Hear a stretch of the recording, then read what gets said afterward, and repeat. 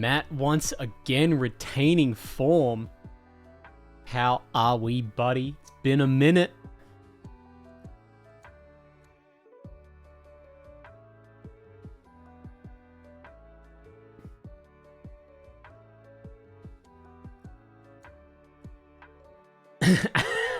Hey, Governor, shine your shoes for ya. Oh, I think that might be rather dandy, eh? I think that might be bloody splendid. Isn't it right? Isn't it right? Wouldn't that be a treat? Nice. 12 months. Let's go. It's really been 12 months. Jesus. 1 whole year. Hey, you got the full purple spray can now. Hell yeah. I gotta see if I need to add more badges now that I think of it. Shit. I know I've got the 1.5 years one somewhere. But that's another little while for that one, I think. Till the best damn months of my life. Oh, thank you. I appreciate the kind words. But yeah, streaming's been fun. I'm very happy to be back. I'm very happy to be back into it once again. BRB gonna pee? Alright, yep, go pee. Need me to tripod? I can help!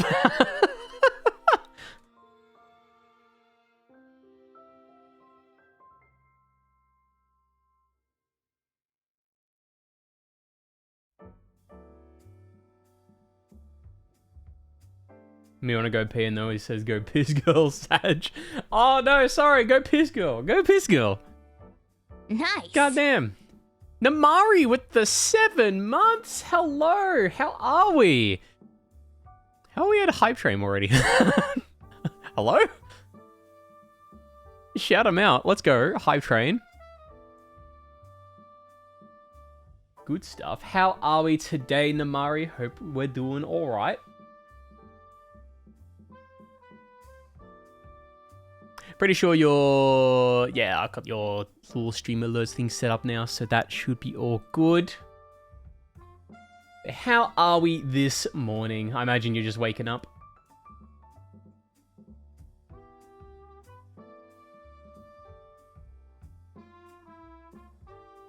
Waking up, getting the morning going. Maybe a nice cup of coffee. Wish I could enjoy a cup of coffee. I don't really... Absolutely. Hell yeah. I wish I could enjoy a cup of coffee. I can't have coffee because it's like... It doesn't vibe with my body well. So I essentially just stick to hot chocolates now.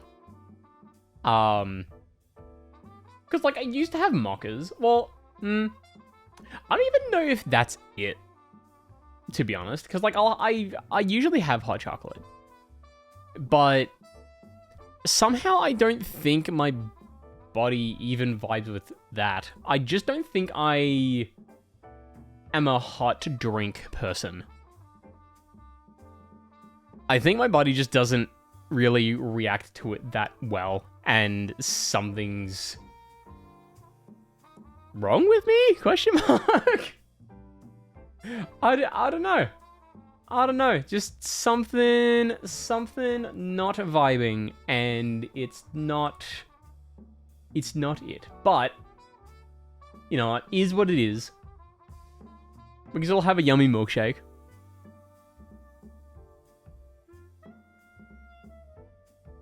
Tis what it is.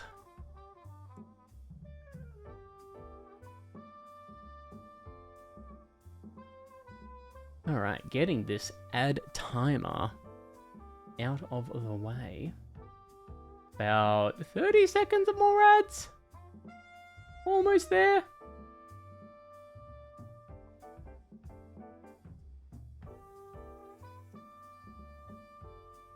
Jono with the daily treat.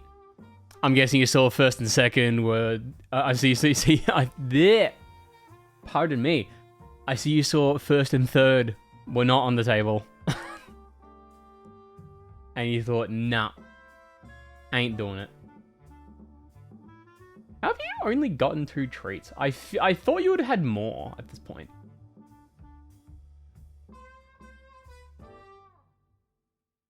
I figured that's maybe just a button not pressed, and you usually just go for first and third. But yeah, no.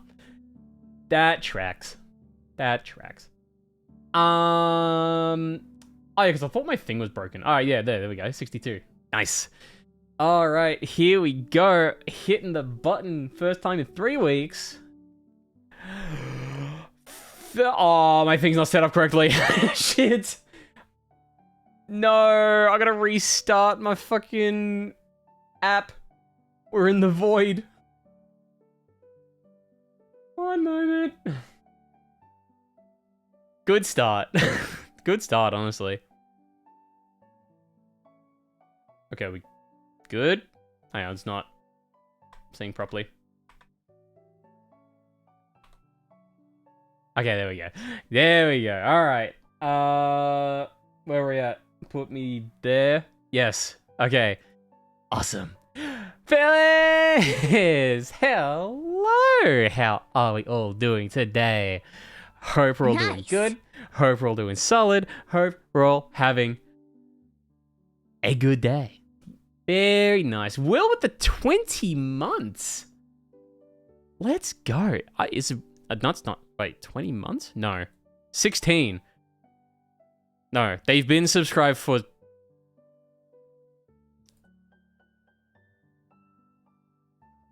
I don't get it. What? Wait, resubscribe for 16 months at tier 1. They've been subscribed for 20 months. I don't get it. I don't get it. I feel like that doesn't track. Anyway. Thanks for the resub. Very nice. How are we all doing, everyone? It's been a minute. I might turn the volume up as well while we're on to this. But yeah, it's been a solid while since coming back onto the y'all stream. Hope everyone's doing fantastically today. It's been a solid couple weeks. And yeah, for those that don't, I mean, everyone here at the moment, it probably knows already, but I've been to the UK and it's been solid. So I figure, you know what, it's been 3 weeks. It's been eventful. So I figure, you know what, let's do maybe a Yap stream. I don't really do Yap streams, so this is something that's going to be new in my jurisdiction. So because I don't usually do too much yapping. I usually just come in, chill vibe, and just hang out. Maybe a little bit of yapping, maybe talking over games and a couple of stuff. But you know what? This is some new stuff. So we'll see how this one goes. I hope you all enjoy. But yeah, so to run through, yes, 3 weeks in the UK. So basically this stream, I'm probably just gonna go over maybe just a few like highlights of the trip, some stuff that I did, where I went, things that I went to go eat, because y'all know me, I love my food. And just figure, you know what, let's just maybe, you know, just kind of vibe with it and just see, you know, how things, yeah, just sort of share the highlights of the trip. And then maybe this might help those who, maybe also want to plan a trip to like the UK as well and something like that. So yeah, I don't necessarily have like a script or anything. I'm just gonna, I don't really have a script. I don't have a slideshow or anything like that. it's just gonna be like a solid yap sesh, and I'm just gonna roll with it. And if anyone has any, like, I guess, question, I didn't know you yapped. I don't normally, no. Yeah, no, this is a very rare yap stream. So yeah, I'm just gonna go through it. How are we doing today, Bo? Hope we're doing very, very well. I've seen you chatting in a couple of Discords. How goes the gacha grinds? Pardon me. All right, so I think the first thing I might go over is, I guess, the one thing I will mention about planning a UK trip as an Australian, fine aside from my eye hurting since yesterday. Oh no! No, I must have sweat too hard on Hollow Knight. I see a lot of people these days, I think, since Silk Song came out. I think it's definitely a balance between people trying out Hollow Knight and then people also doing Silk Song. I think, from what I've seen online, there's definitely a good balance between the two. And maybe that's because people are playing Silk Song first and then Hollow Knight later. I know I definitely need to try Hollow Knight at some point. Would be very keen for it. However, I've got a heckin' backlog to go through, and we will return to it at some point. And I'm adding a lot of new stuff onto that pipeline as well. I need to, oh, you know what? I need to continue Metaphor because I got the vinyl for it and I've only cleared the first dungeon. So I can't really go and listen to it yet until I've finished that RPG. Well, I bought it before Silk Song, just haven't finished it because of time and stuff. Yeah, no, that's fair. Yeah, time will make its way through. But I'm making progress 20 hours in. How long is Hollow Knight meant to be? Like, I know it's a hard game. I just figure it's going to be 30, 40 hours-ish. If you're doing, like, all the completionist stuff and like that, maybe.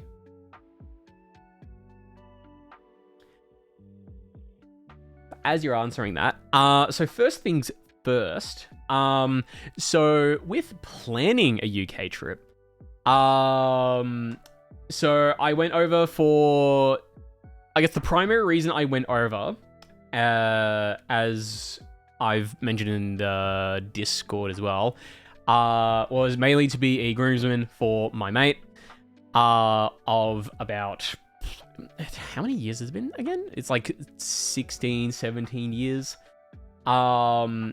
With knowing the other one for about 22 years. So it was more not about the expenses of the trip, but it was more I was legally obligated to go, because if I didn't, that would just be betrayal. So I was kind of obligated to go. So in planning this journey, I also took their advice, and they said, don't just come for the wedding, please plan a holiday around it. So I did. And let me tell you, it's not cheap as an Australian to go to the UK. So the first thing I'll probably mention with going to the UK is the conversion rate for Australian dollars to British pounds. So every British pound is $2 Australian. So whenever you see a price on the menu, whenever you see something that you want to buy, double it. It then made this a very not cheap trip for the 3 weeks that I was there. Now, admittedly, a lot of stuff was purchased beforehand, like hotel bookings, airplane flights, and obviously those added up like a lot.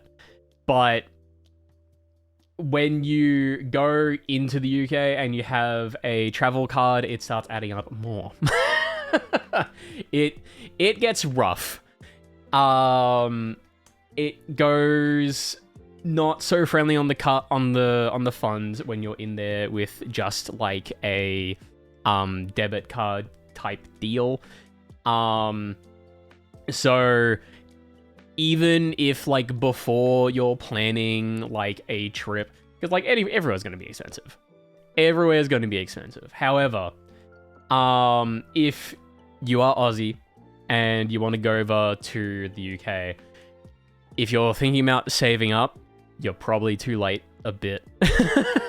You're probably too late a bit. Matt, thank you for the treat. You're back. Welcome back. Love me some Aussies. Hell yeah. Me too. One sec. For beating it, probably 30 hours for experienced gamers. Way long for no experience. For 112% completion, basically. Could take around 60. I don't know if that's with guides included, though.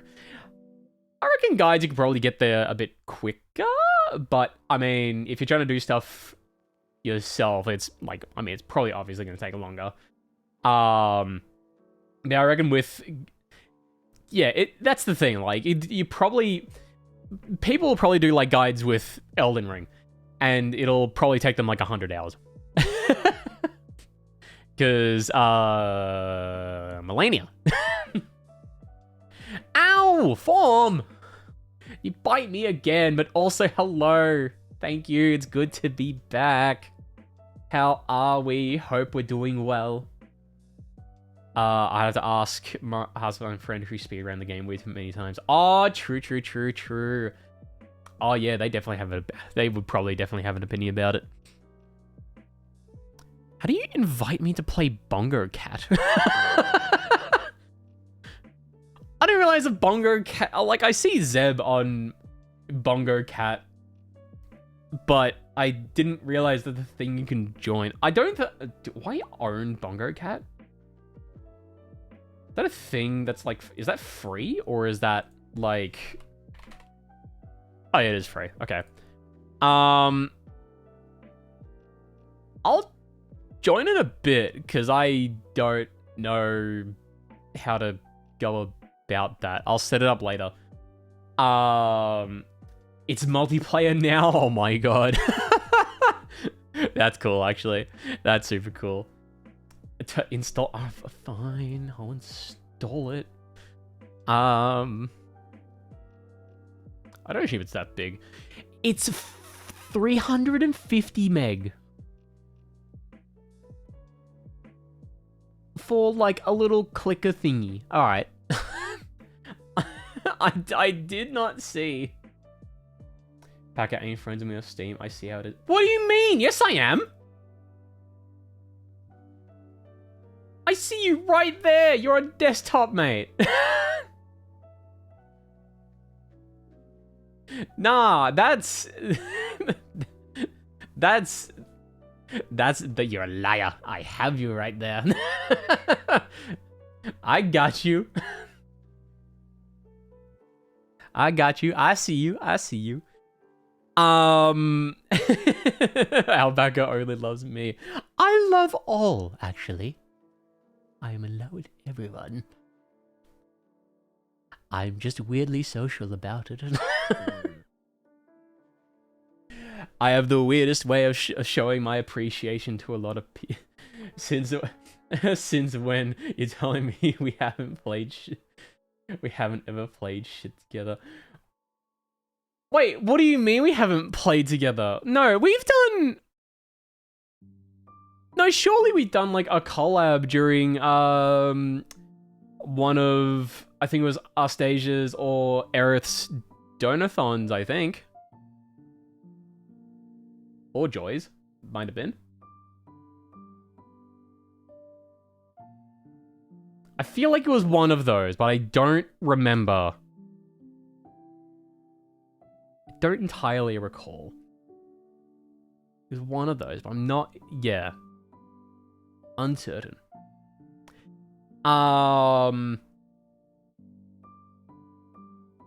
Astasia and Aerith. I've never been invited there, I'm afraid. Oh, really? With joy, I doubt it. Really? That's... So did you complete your assassination mission? Yeah, I went back in time and found the Duke of Edinburgh, dapped him up, and said, "Nope, now you know what? Now's the time." I said, "Now it's it. now it's it. Someone gotta give."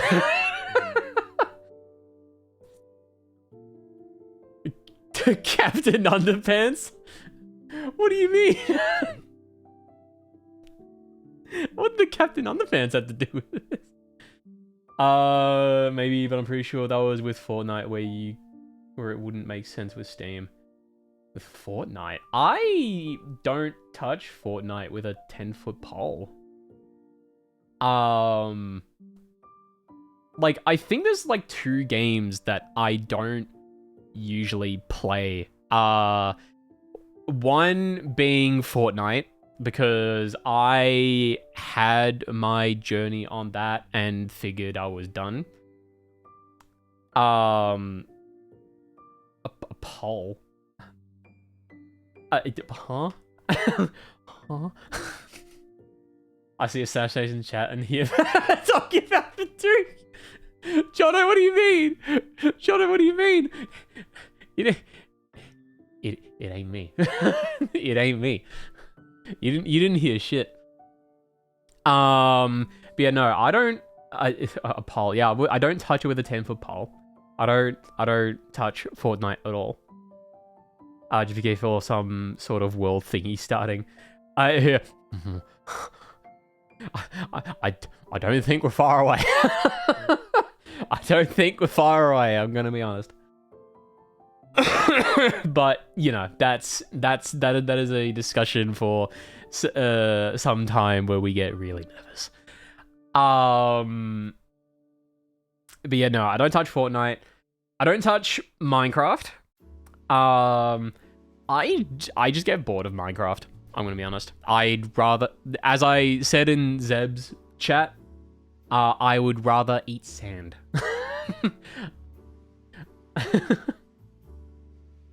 This dude can hurt a fly. Maybe bite him though. No, bites bone. No. No. Good news, there's sand in Minecraft. Oh boy, sand. I love sand. I love eating it. Not in Minecraft though. All right. I am a victim of submarine. We are not bringing back the submarine. No.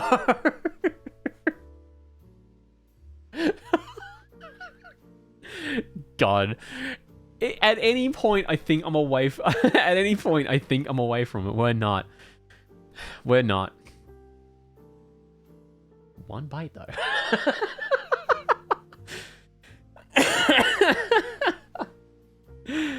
Oh shit. Oh yeah.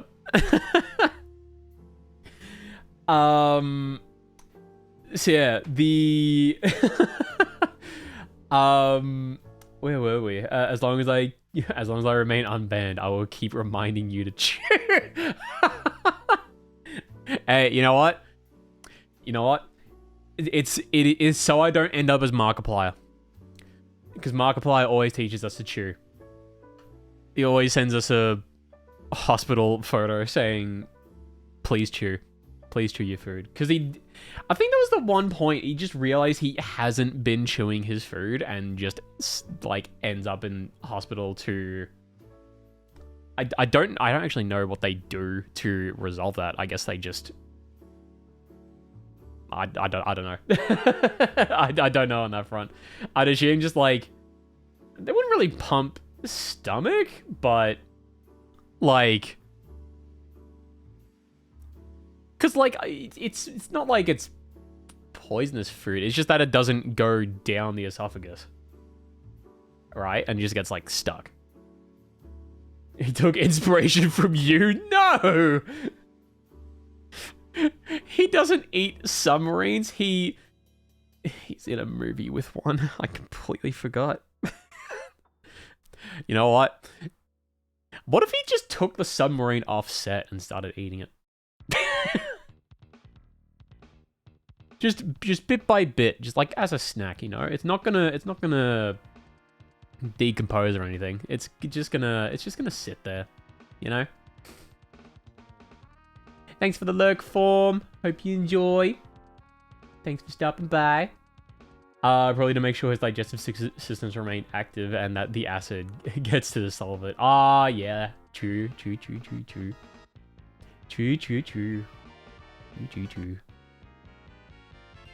Hell yeah. Yeah, have a good lurk form. Hope you're doing well. But yeah, so with the UK trip, so yeah, everything's expensive. Everything is expensive. Things get... Whoop. Let's not touch that on the phone. And then... So we had really long flights. So to get from where I was in... what is it? Victoria, Australia. Anyways, I happen to see a lot of unplayed games in your games list. You preparing for 2038. We'll see when we get to all of them. I keep adding new games to it. But you know, I'm good until Rapture, I think. There's a lot to go. I need to get through Metaphor. I need to get through Persona 5 Strikers. I recommend Dead Cells indie game Legendary. I would be keen to stream some Dead Cells. It's just that, like, I don't know when... With Hades, like, it's same with Hades 2. It's like, it's a roguelike. And I don't know when that would end. Necessarily.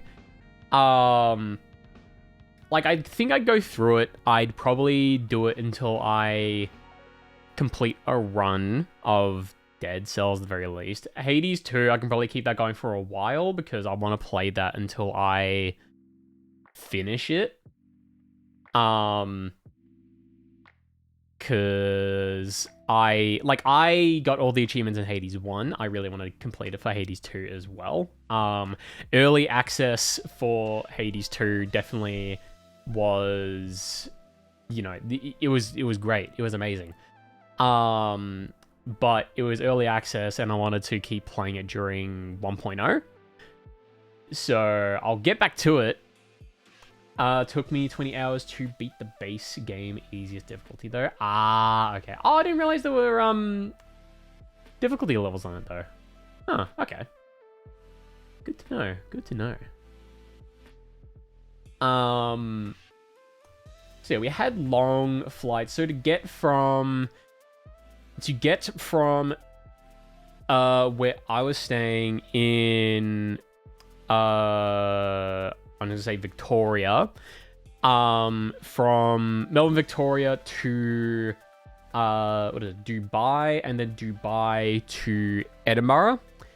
It was a total flight trip of 24 hours. So, you know, it's always expected a long flight. I didn't think it was going to be a full 24 hours of flying. I'm not a good flight sleeper. I tried to get the sleep where I could, but it's like, it's hard. You're definitely not comfortable in the seats, at all. And yeah, it's like, it's either one of two things. You're not going to get comfortable in the seat and you have to like get up and stretch and stuff. Or you just somehow magically find the right formula to, I guess, you know, just find the right sort of, I guess, lean around and find a good position. But then the other problem is you got babies on the flight and can I get some gacha luck for pulls? You don't want my gacha luck. I'm gonna be honest. My gacha luck for pulls is honestly terrible. Give me it. All right. You know what? So, I will give you the a ritual something. Oh, okay. So, my ritual is my luck is not the best. I wish the negative luck being bestowed onto me so that your luck may be better than what mine is. May your luck be may your luck be plentiful, and may it be fruitful, and you get that 5-star or whatever you're on. I blesseth thee. Give me your bad luck, and maybe your good luck will come out. Do it now. Did it work? Hoping it works. But yeah, so had all the flights. We get to Edinburgh Airport. And Edinburgh Airport, it has probably some of the most lax security ever. Like, trying to get through customs to get in. Because Australia is definitely more strict on trying to get through the airport with like customs and stuff like that. But getting through Edinburgh Airport was probably the quickest thing I've managed to get through. Like, that took roughly, I want to say, that took like maybe 15, 30 minutes to get from the airplane to outside to the tram. Like, it was speedy, and I did not think it was gonna be that fast. Like, I assume they have features to, like, check bags and stuff, but I don't know. We got through rather quickly. And, like, not that I was complaining. I was super tired from all the flying. Didn't really want to keep going on, like, staying awake. So, I'm kind of glad it was quick. So, we're out of the airport. There's immediately a tram. Didn't get an S rank yet, but did get the new A rank to C3. Ooh, nice! Hell yeah! So it's not too bad. I'll try to get one more temple. Ooh, hoping for the best. Once again, give me your bad luck. I can tank it. I can tank it. One more temple. You can do it. I believe. Get that S rank. It's always on the last one. You can do it. So we got out. We got to the tram. Now, might I just say, I think Edinburgh, and in extension London, have probably the most pleasant public transport system. Now, for the comparison, let me just illustrate. Let me just illustrate what that means. So, in the UK, and when I say UK, I don't actually know if there's like a proper difference between it being like Scotland and Britain. I keep getting that confused, I think. They might be different, but I just keep getting it wrong. But with that, the public transport system, I like the fact that you are able to just touch on and touch off. Touch off is only for tram. When you're on a bus, you only have to touch on. You do not have to touch off. You only touch on. That is it. When you're at your stop, you get off. Which I find to be a fantastic system. It's such a fantastic system when you compare it to Melbourne. So, here's the thing. It's in Melbourne specifically that's the issue. In Sydney, although it's expensive, they get it right. So, the thing with Melbourne is that you have to buy its public transport ticketing system. It's known as Mikey. And with that, you have to top up to a specific amount. You can either do it on your phone, or you can do it on one of its little machines, which you can use to top up your Mikey ticket on. But you have to do it via Mikey. You can't just use your own card for it and pay via that way. You have to use its ticketing system, which I like on reflection and just using the public transport system overseas. It's so much better. It's just so much better.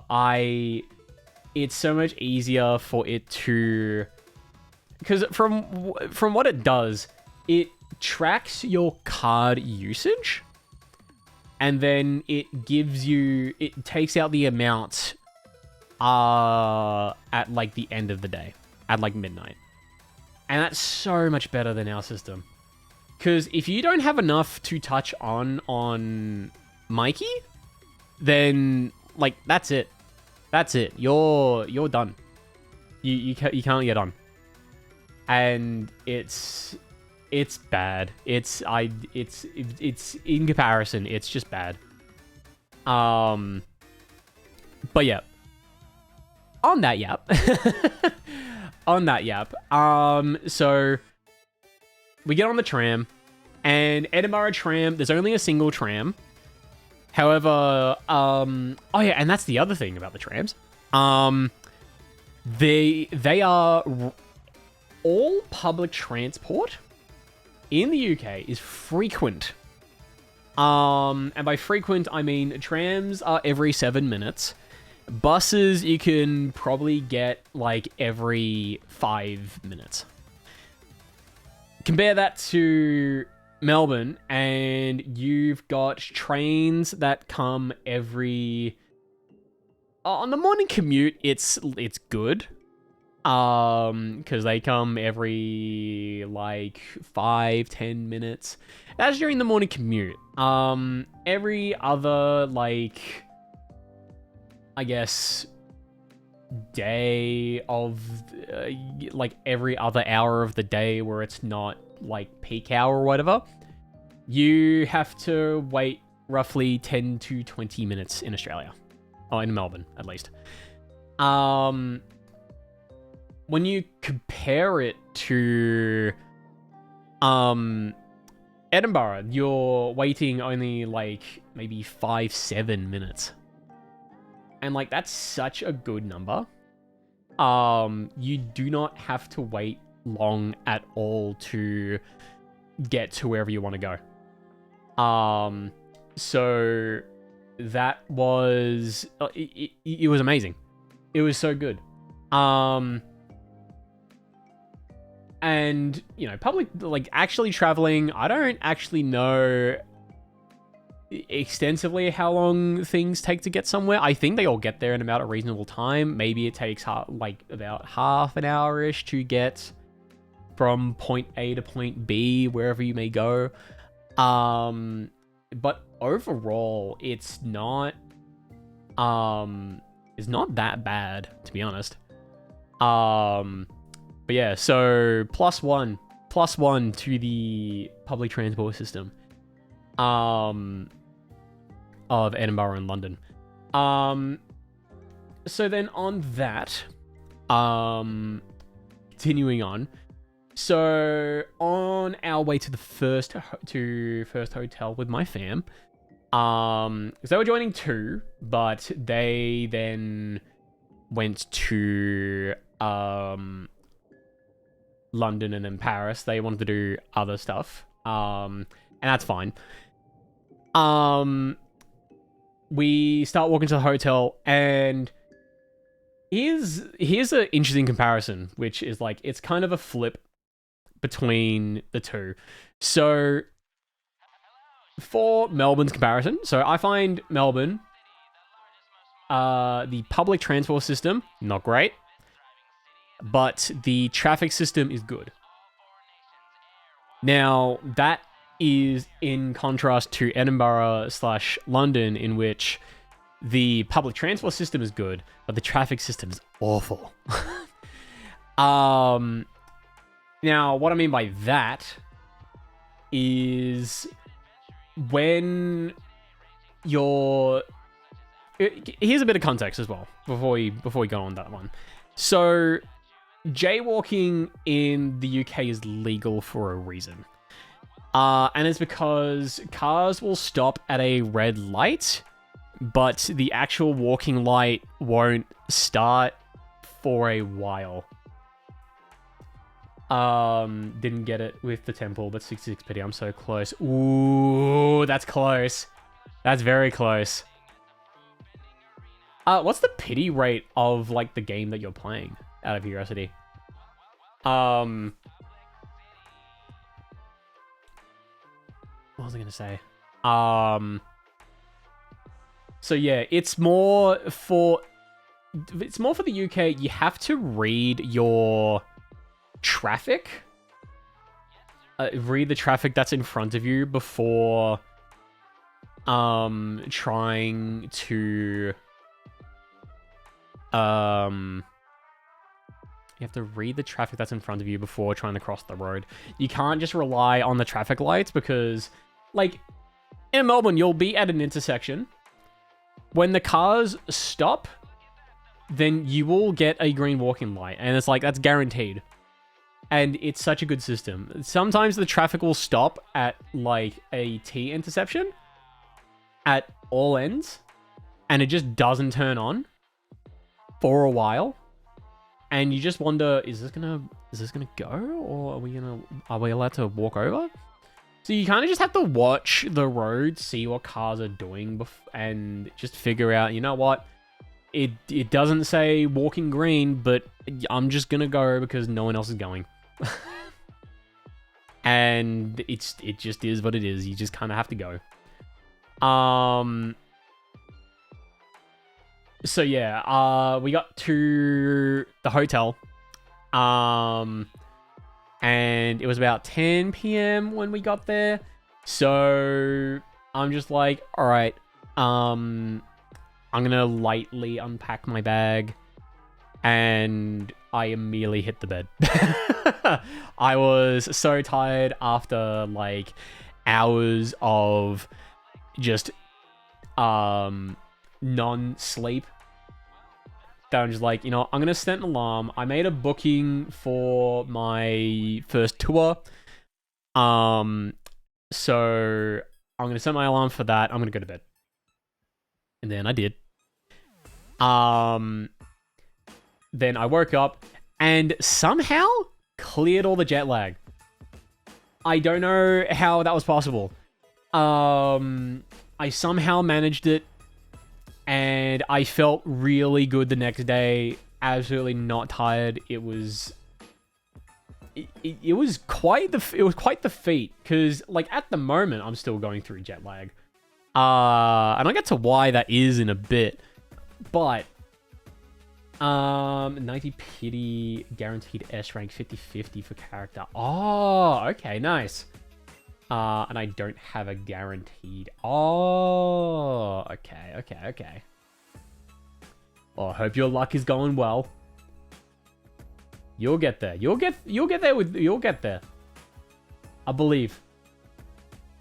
May your luck be strong.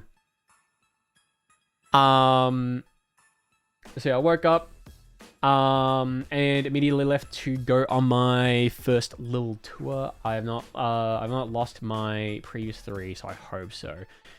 You'll get there. Come on, you got this. You got this, Bo.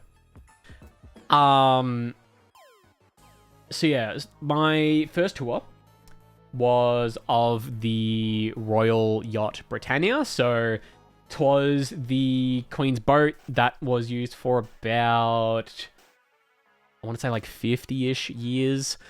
And it was amazing to just get onto it. I'm a lurk, I'll let you know if I get her. Hells yeah. Thanks for the lurk, Bo. Good luck on your pulls. Wishing you the best.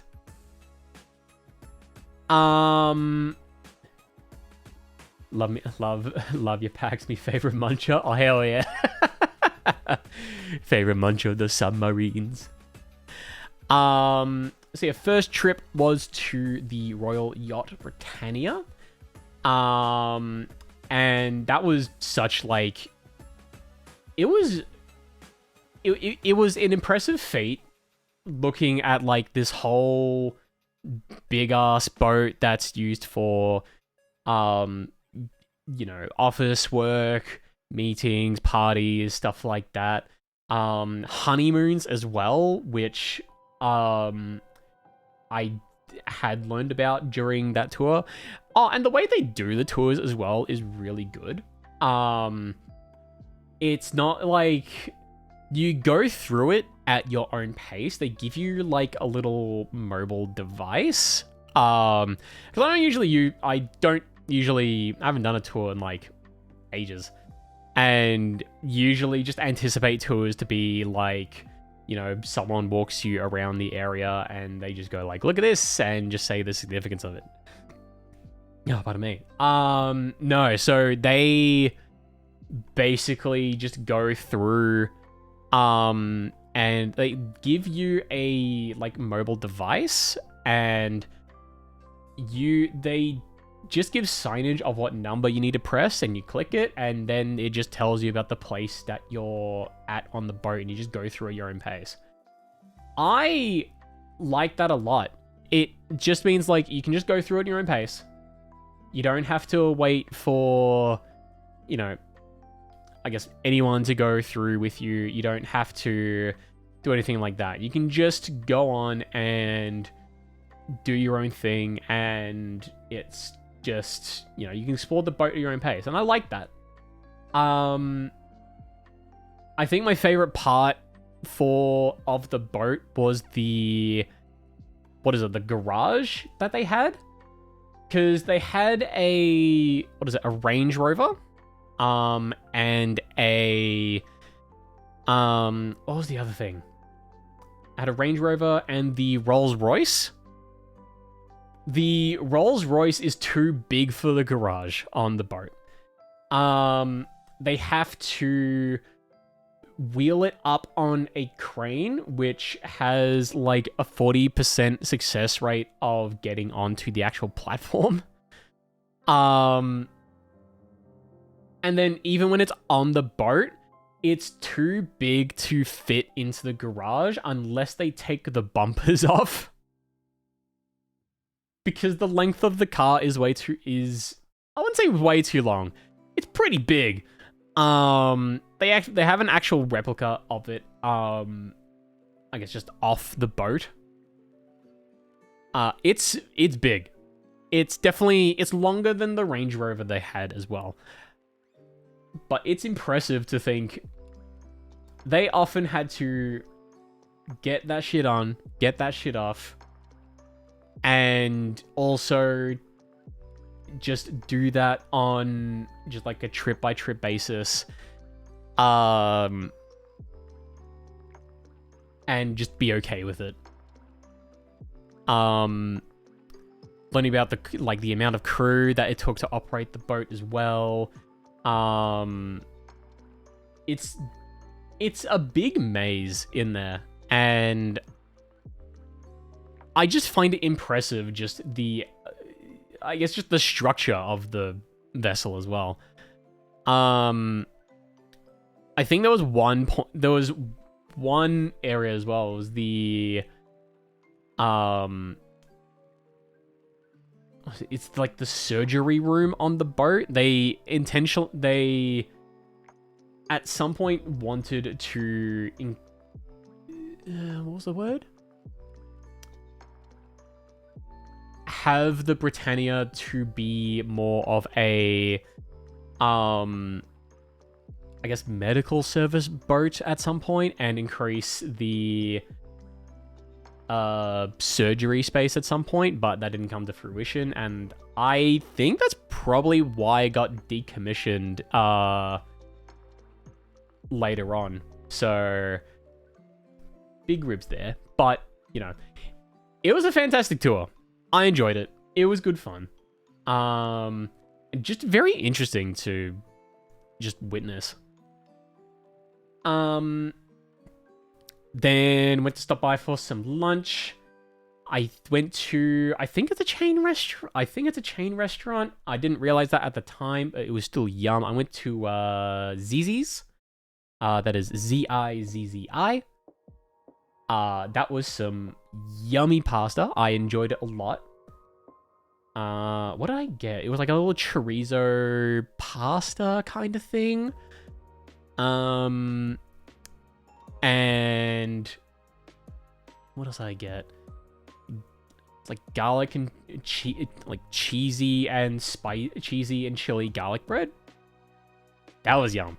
That was some good food. Yummy treats. And then after that, I got to see my boy after what I didn't realize at the time because I felt like it was longer. It was about 1.5 years since I saw my lad. And by lad, I think people who have been members of this community for a while. This would be Jason because he is in the UK at the moment. And he's probably still there for quite a while. I still miss him dearly. Hoping he comes back at some point, but you know. He in the UK, and he's doing well, so I'll be waiting for him. I miss him. But yeah, got to see him after so long. I say so long, it wasn't... I keep forgetting, it's not actually that long, but I still miss him. So, met him at, what is it, St. James Quarter, which opened in 2022. I didn't realize it was that recent of a shopping center. It looks really good. So met him there. We got some hot chocolates. They were yummy AF. And then we all had dinner at a pub near the Royal Mile. It was called Cold Town Brewery. And it was okay. It was pretty much all right pub food. I had a, buffalo chicken burger. It was yum. It was pretty alright, I gotta say. Zeb! Welcome on in! How are we? Why you got a gun already? No! I don't have hand tracking, but my hands are up. What are we doing? Hope you're doing well. Don't you dare leave us this long again. I'll try not to, but I had a legal obligation to join my boy for a wedding. Legal obligation. Absolutely.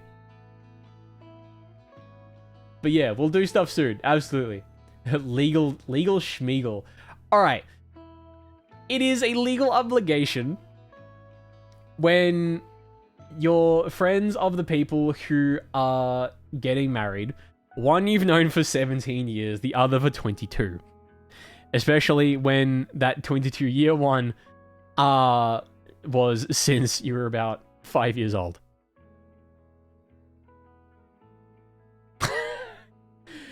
Jokes aside, with the trip epic. The trip was awesome. The trip was amazing. Currently going through a few bits at the moment. I was thinking about it before, but I think a really weird observation that I had for at least Edinburgh. London had it as well, but for Edinburgh as well. The public transport system there is so much better than Melbourne's systems. How are the flights? Did they say that alpacas aren't allowed on the plane?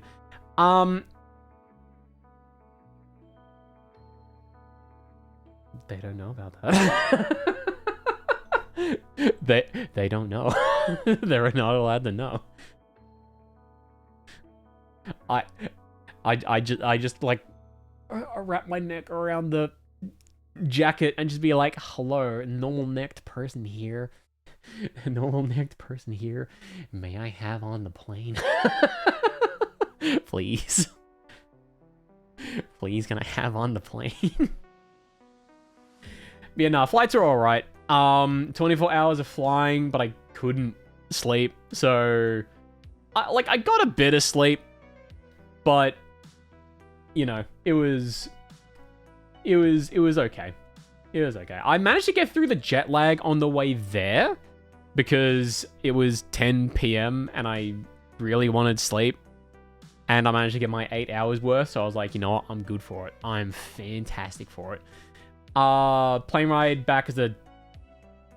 Dang, IRL lag hit you. Yeah, it did.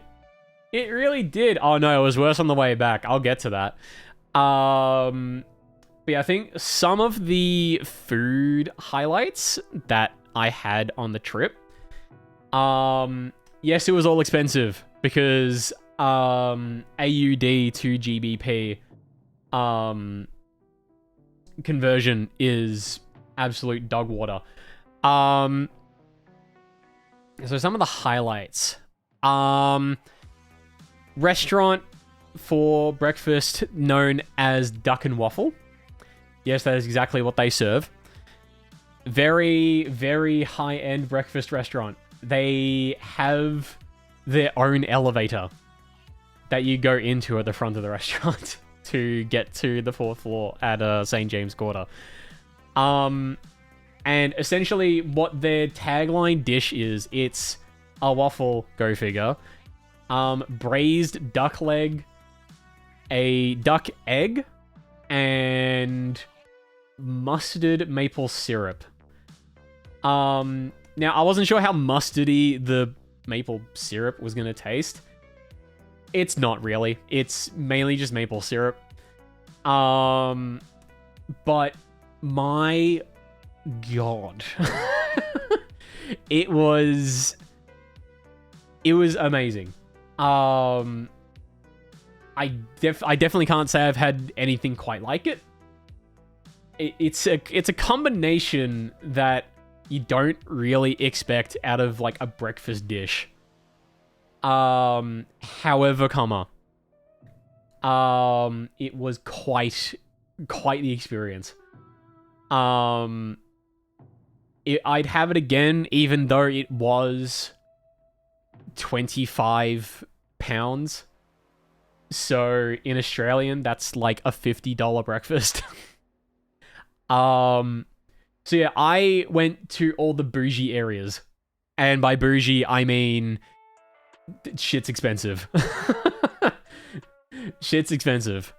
But I wanted to try out a bunch of restaurants that the now wife, not my wife. I don't have that.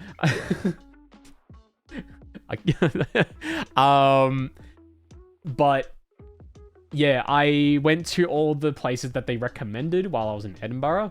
They did not miss once. Like, not at all. So where else did I go to? I also went to the Witchery, which is near Edinburgh Castle. And it's located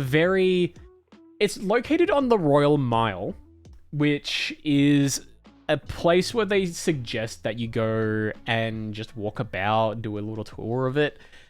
I'm gonna be honest.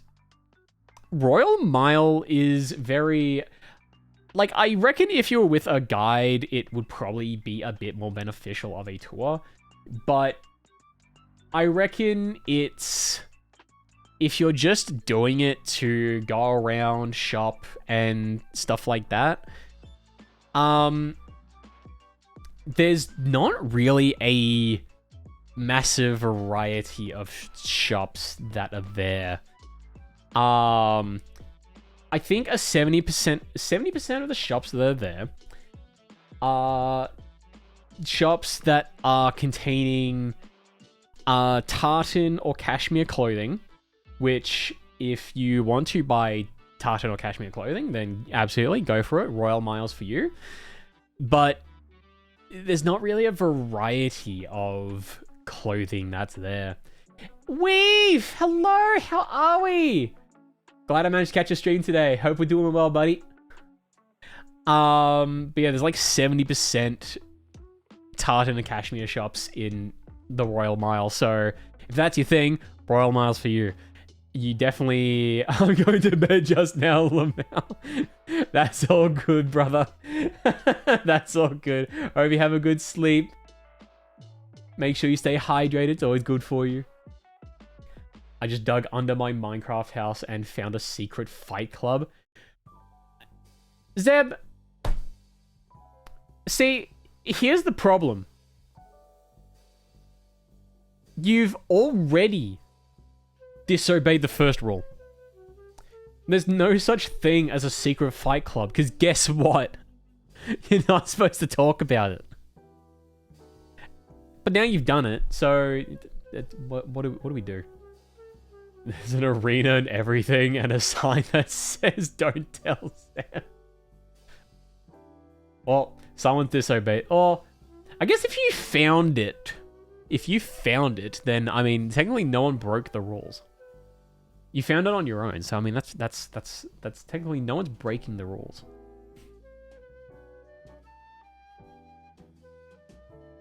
But yeah, what's your next plan of action? What's your next plan of action? I don't know.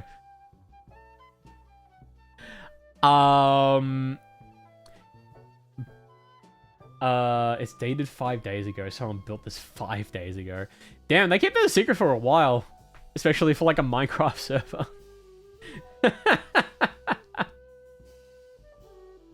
To burn the house down. You could.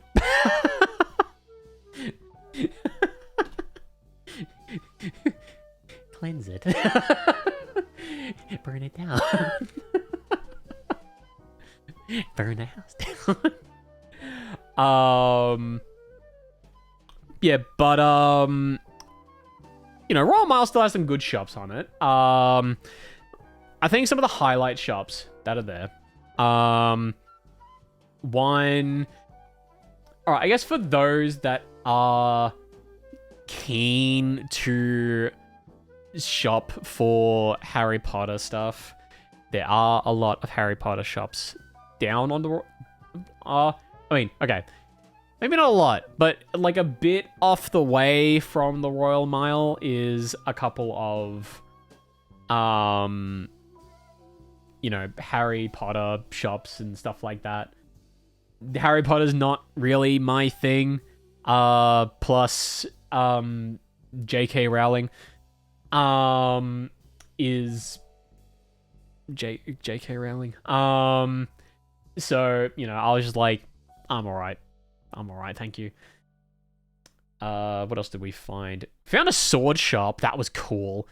Not like I can really buy anything at a sword shop as much as I really wanted to, because Melbourne customs are super strict and I can't get that through customs whatsoever without paying an enormous fee, so I decided against that.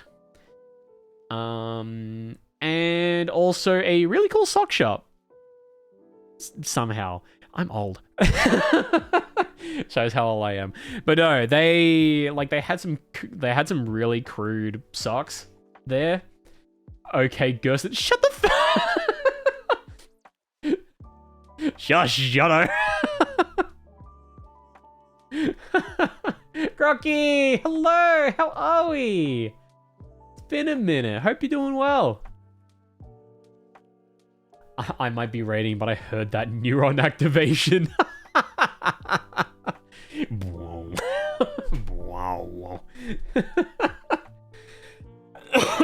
Pardon me. I'm also getting over a cold. This is not great. Actually, I'll continue this spiel once the ad break is over. But yeah, if I'm talking about it, it's about a sock shop and being excited for it.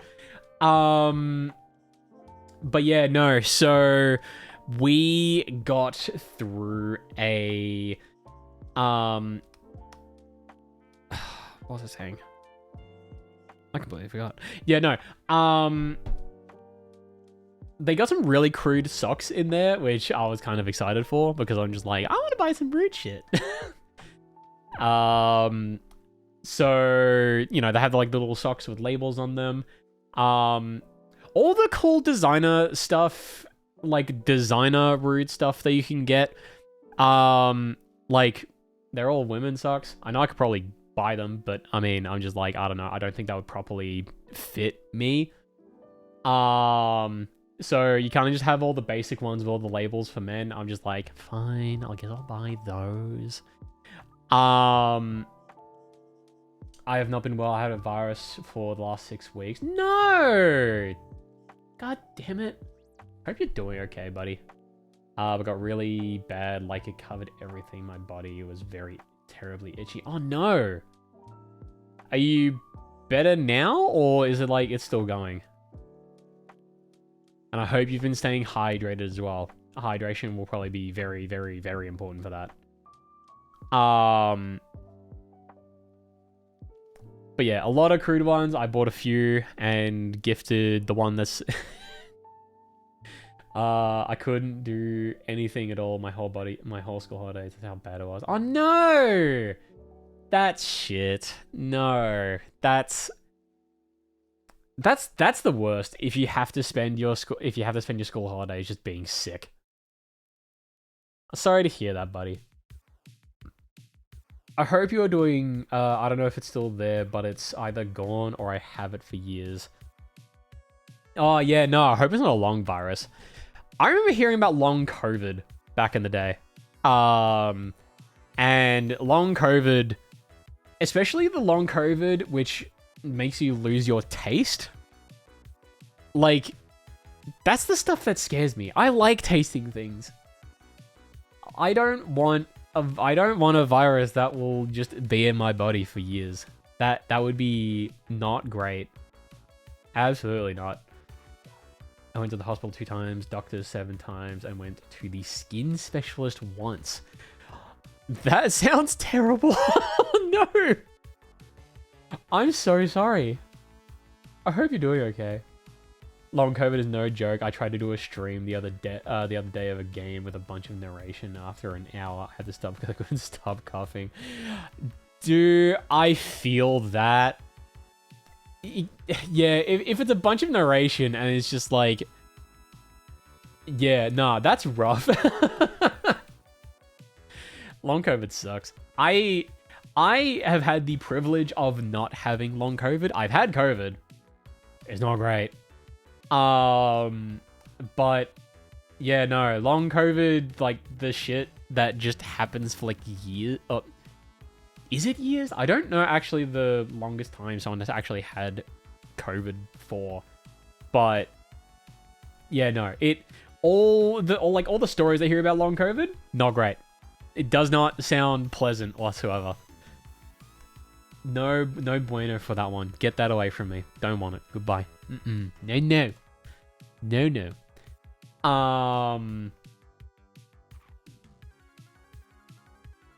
But yeah, so yeah, that was my trip of the Royal Mile.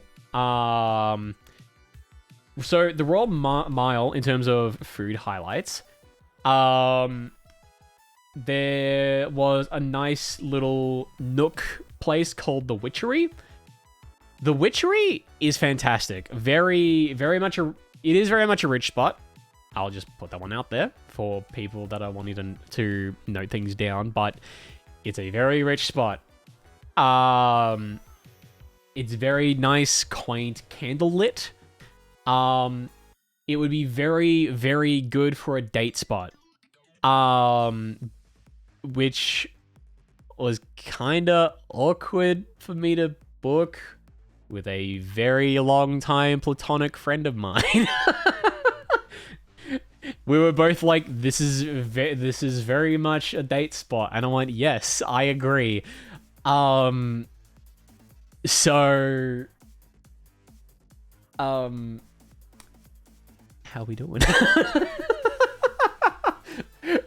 we both joked about it. We were just like, look, we're super just like friends, so you know this is a vibe anyway.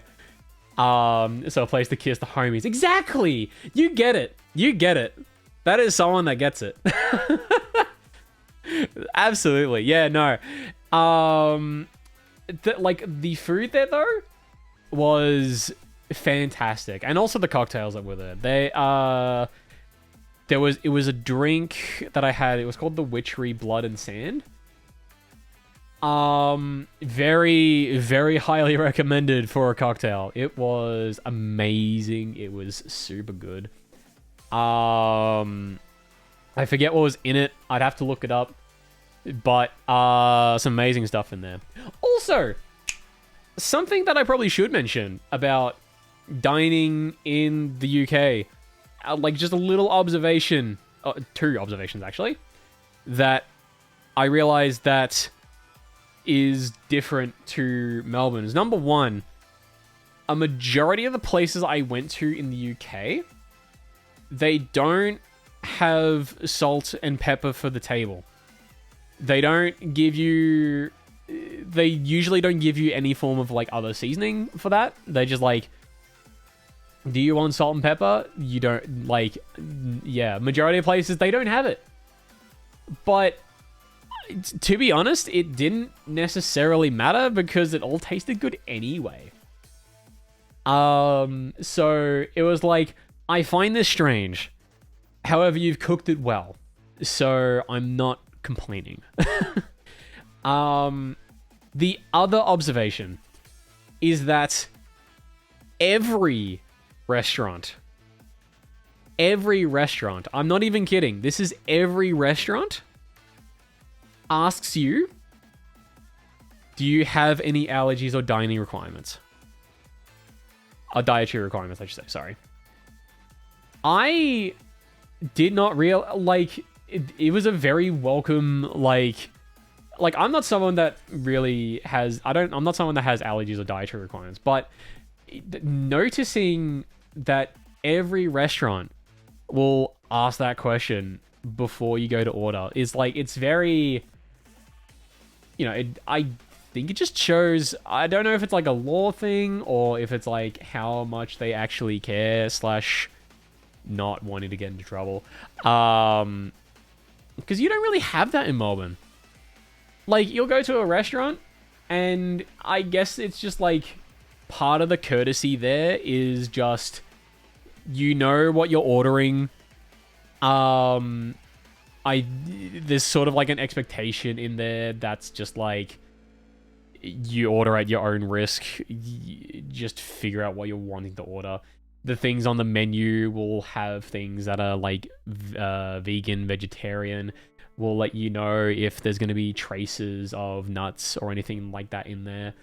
But yeah, no, any wait staff service or anything like that, whenever you're ordering, it'll just come up to it. They'll just ask, do you have any dietary requirements? And I thought I think that's something we should have here. Yeah. Oh, you know the other thing, because I was mentioning this before you came on, Zeb, but something that I really like about Edinburgh / UK, strangely enough, the public transport system. So in Melbourne, oh, this is another thing I'm going to mention about London too when we get to it. But because I like the fact that you can just pay with like a debit or credit card. Because you can't do that in Melbourne. In Melbourne, you need to have what's known as the Mikey ticket, and you can only top that up. You can only tap on, tap off with that. And I hate it. In comparison to just, I can just tap with my credit or debit card. I would rather have that system any day of the week. And I really love that about Edinburgh / London. But you don't get that in Melbourne. That is something that I really wish we had. And I think it was said that they're going to do that at some point. but I'm keep staring at my watch, thinking, gonna get on with it. But yeah, things that I like. It's in New South Wales. Yeah, I do remember that. The one time I went to Sydney for, what is it? Watching Intel Extreme Masters, the Counter-Strike tournament, which, by the way, super goated Australian community for Counter-Strike. Mikey's such a stupid system. It is such a stupid system. In comparison, I fucking hate it. Just like, can I just tap my card too? Please.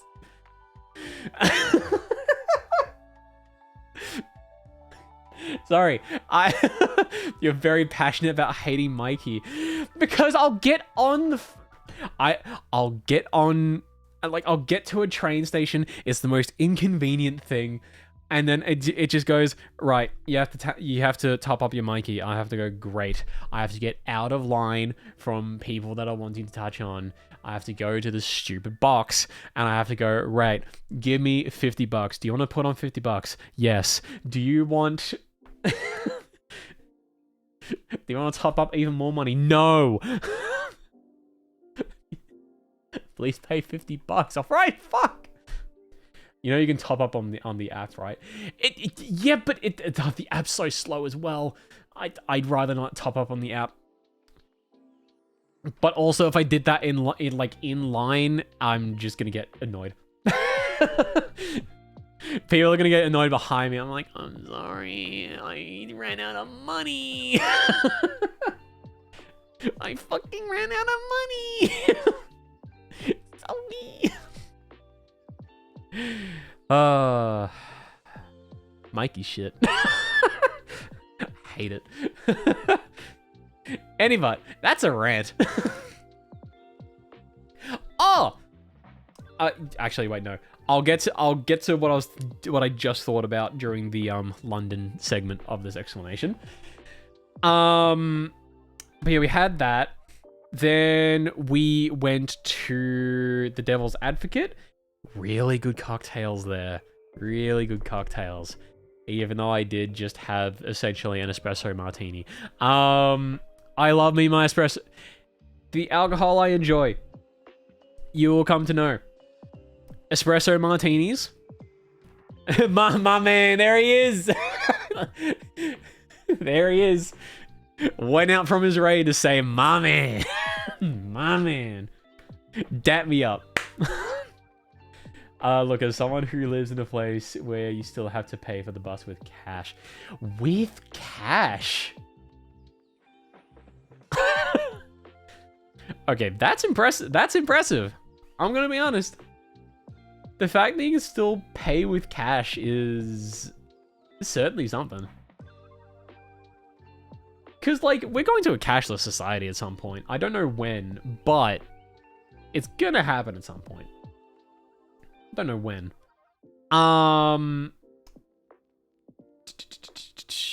What was I up to? Oh yeah. So yeah. Oh, I forgot about the witchery while I got confused. I had the halibut and my mate had the beef tartare. Oh my lord. Heaven. We like sampled each other's dishes. That's probably why we got sick. But yeah, no, like pricey menu. They cooked it up so well. It was so delicious. Devil's Advocate, I actually forgot what I ordered when I was at Devil's Advocate. It was probably another fish thing. I don't entirely remember. It's probably, no, it was like a lamb dish or something. I don't remember. I do remember it also being very good. Very good. Where else did we go to? Went through Hollywood Palace, which is not a food place, but another place that I toured. it's really cool to go through it, especially since it's still being used today. And just seeing all like the artwork, how things are kept in place. All the tapestries that are there, all the artwork that remains in tip-top shape. It's just amazing. Amazing to witness, to see, as a place to tour. They had the same kind of thing where it's like an audio guided tour. You just go through it at your own pace. I think the strangest thing about it, though, is the Mary Queen of Scots upper bedroom where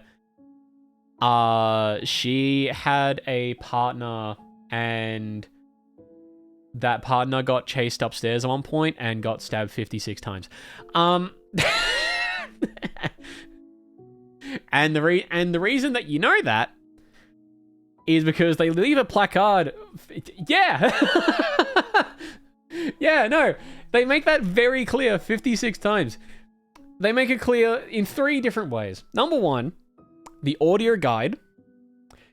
2, the placard for where the body was.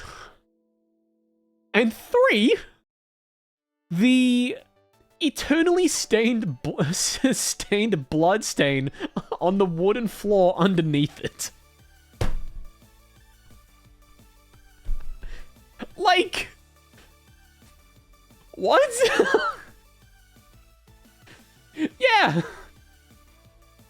Like, you look at it, and you're like, you don't know if that's for effect, but you're also pretty sure that this was someone higher up's choice. And just like, you know what? That's a choice. That is a choice that someone made, and they just like, you know what? We're going to keep that there. We're going to keep that there. People need to know. Y'all don't fuck me. I'll be AFK for a bit. Yeah, no worries. Absolutely. But yeah, so that was a good tour.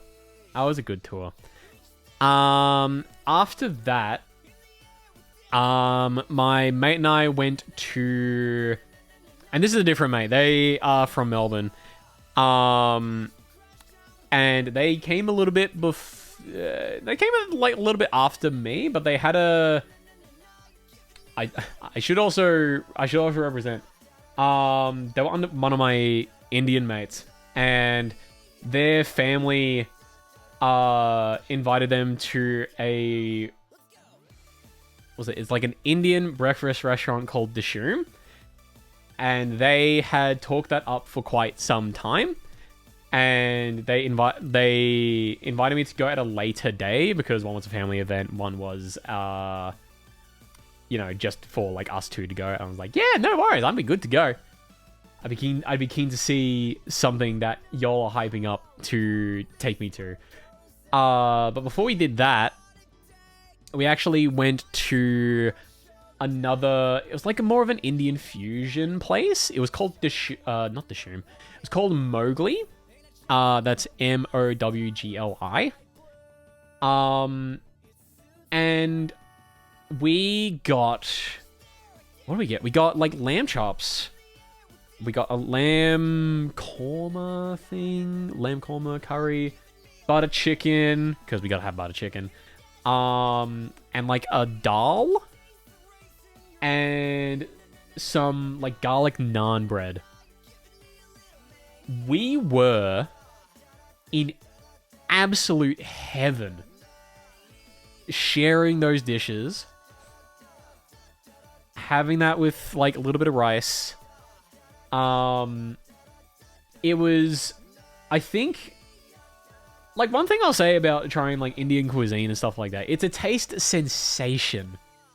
If anything else, you'll just be in heaven tasting like anything. I think they just know how to, I think it's just like, it's to do with like the utilization of like spices and stuff like that, and just like taking care on like how you cook it and stuff like that. And everything just being so tender in its like texture. And my god, it tasted heavenly. I think Mowgli is probably my top pick out of the places I ate anywhere during my trip. To which to which my mate was like, I think this is better than the shroom, actually. I think I'm copping that right now. And I'm like, you know what? That takes a lot. That takes a lot for you to go away from your fam recommendation. So, you know, it's a very high recommendation. If yeah, it's a very high recommendation. So we had that. What did we do after that? We went to National Museum of Scotland for a little bit. I don't really... Here's the thing though, because like I went to Edinburgh Castle, I went to Holyrood Palace, I went to Royal Yacht Britannia.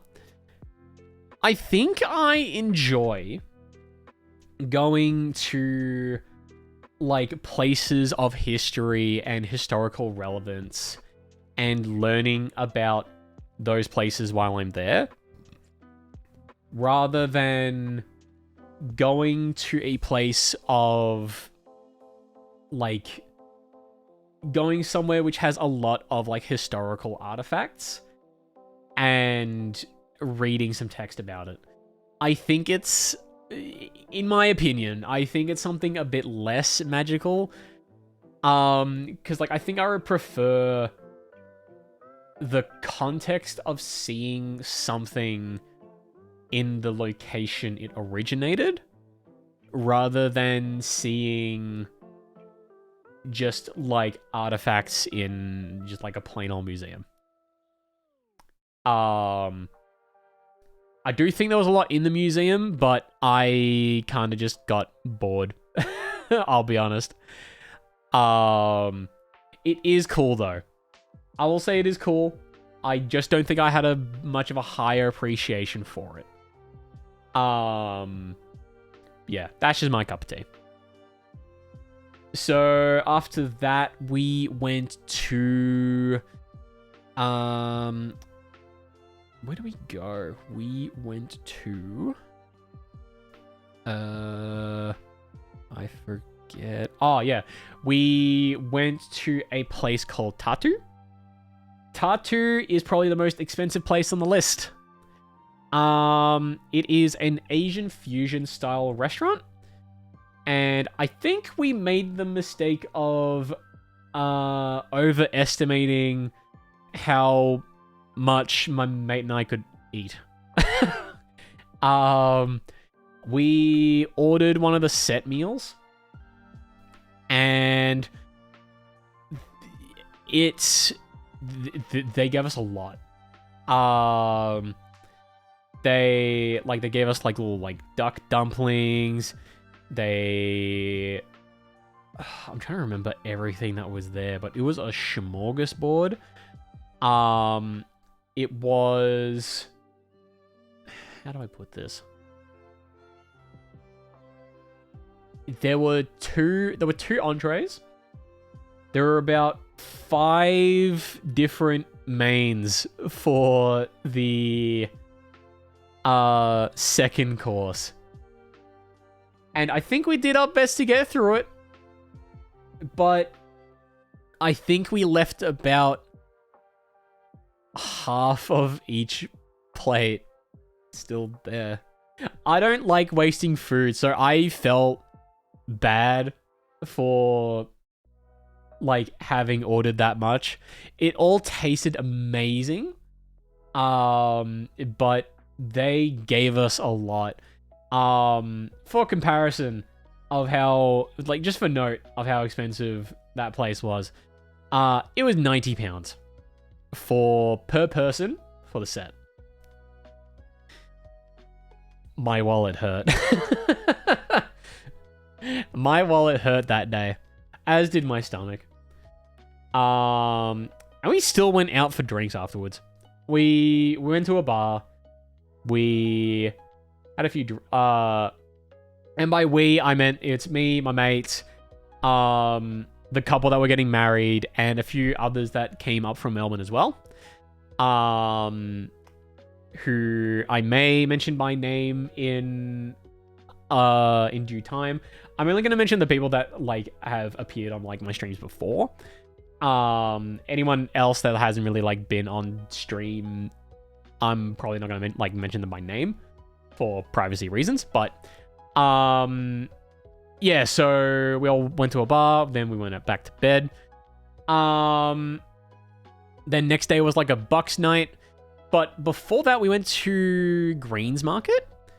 Greens Market is...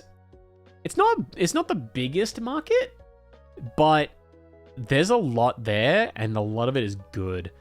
A lot of food vendors, a lot of just people selling little knickknacks and stuff that you might want to purchase.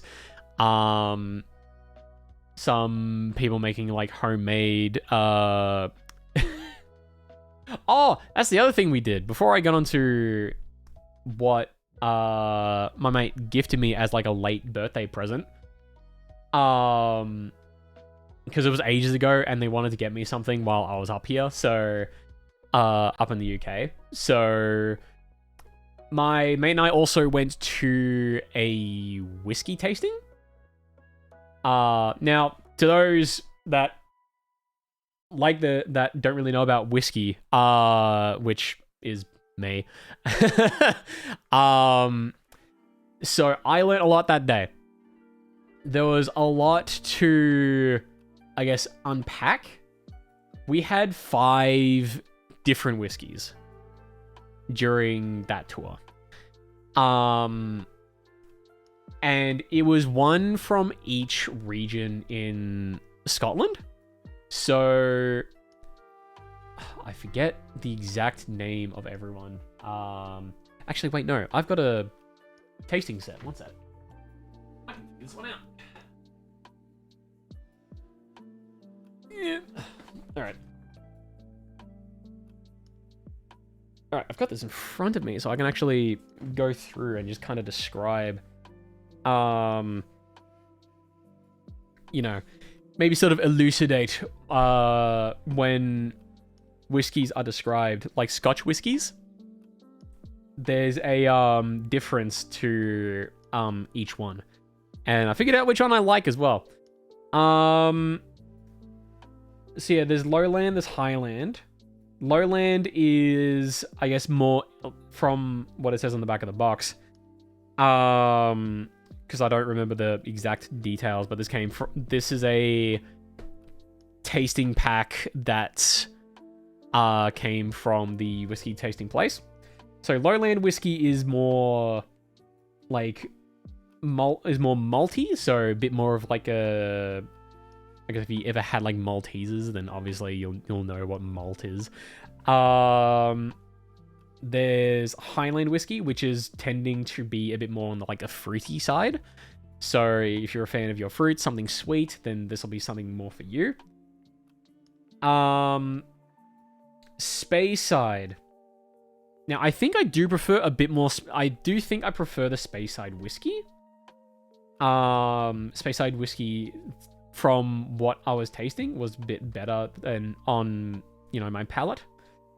So they're more like a calmer flavor, but they're sweet, fruity, and they can be rich and spicy, from what it says. The Islay whiskey, which comes from Ireland, that's one of the more rougher whiskeys to have, because it is a smoky whiskey. I don't like Islay whiskey. Islay whiskey is a tough drink. Because it tastes like smoke and the wood that it came from. It is rough to drink. If you're more on the smoky side of the whiskey palate, then good luck to you. Not me though. Not me. But yeah, that was fun. That was fun. It was good learning about, you know, where all the whiskey comes from, how everything tastes. I'll have to go through this tasting kit at some point. Because yeah, that was a fun experience. That was fun. So I might need to rehash the whiskey tasting experience from home at some point. But yeah, that was good. What else did I go up to? Yeah, so we did a Bucks night as well. Bucks night was fun. What did we do first? We did an escape room. And I think the experience of the escape room compared to the stuff that we've done in Melbourne is that we were all very humbled. So like most escape rooms that I've done so far, usually we get through it in the amount of time that's allotted to us.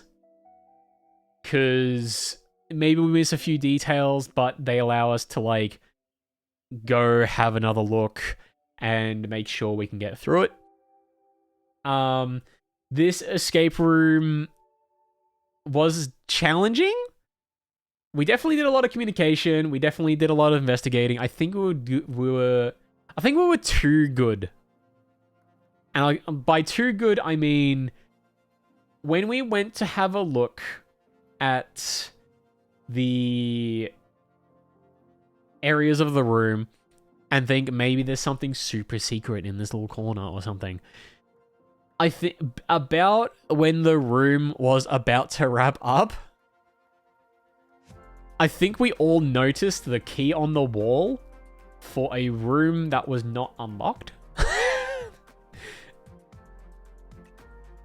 And the person came in saying time was up, and we went, shit. We completely missed it, and we were just like, this is the one bit we needed, wasn't it? And they were like, yeah, it was. We're like, damn it. Shit. So it was a humbling experience. It was a big group, so the other group went to a different room. They also didn't complete it. We don't know their exact experience of it, but they were also humbled as well. So that was solid fun. So big grips on that. There, I can speak. I need some water actually. Give me a moment. A lot of yapping. I need some water.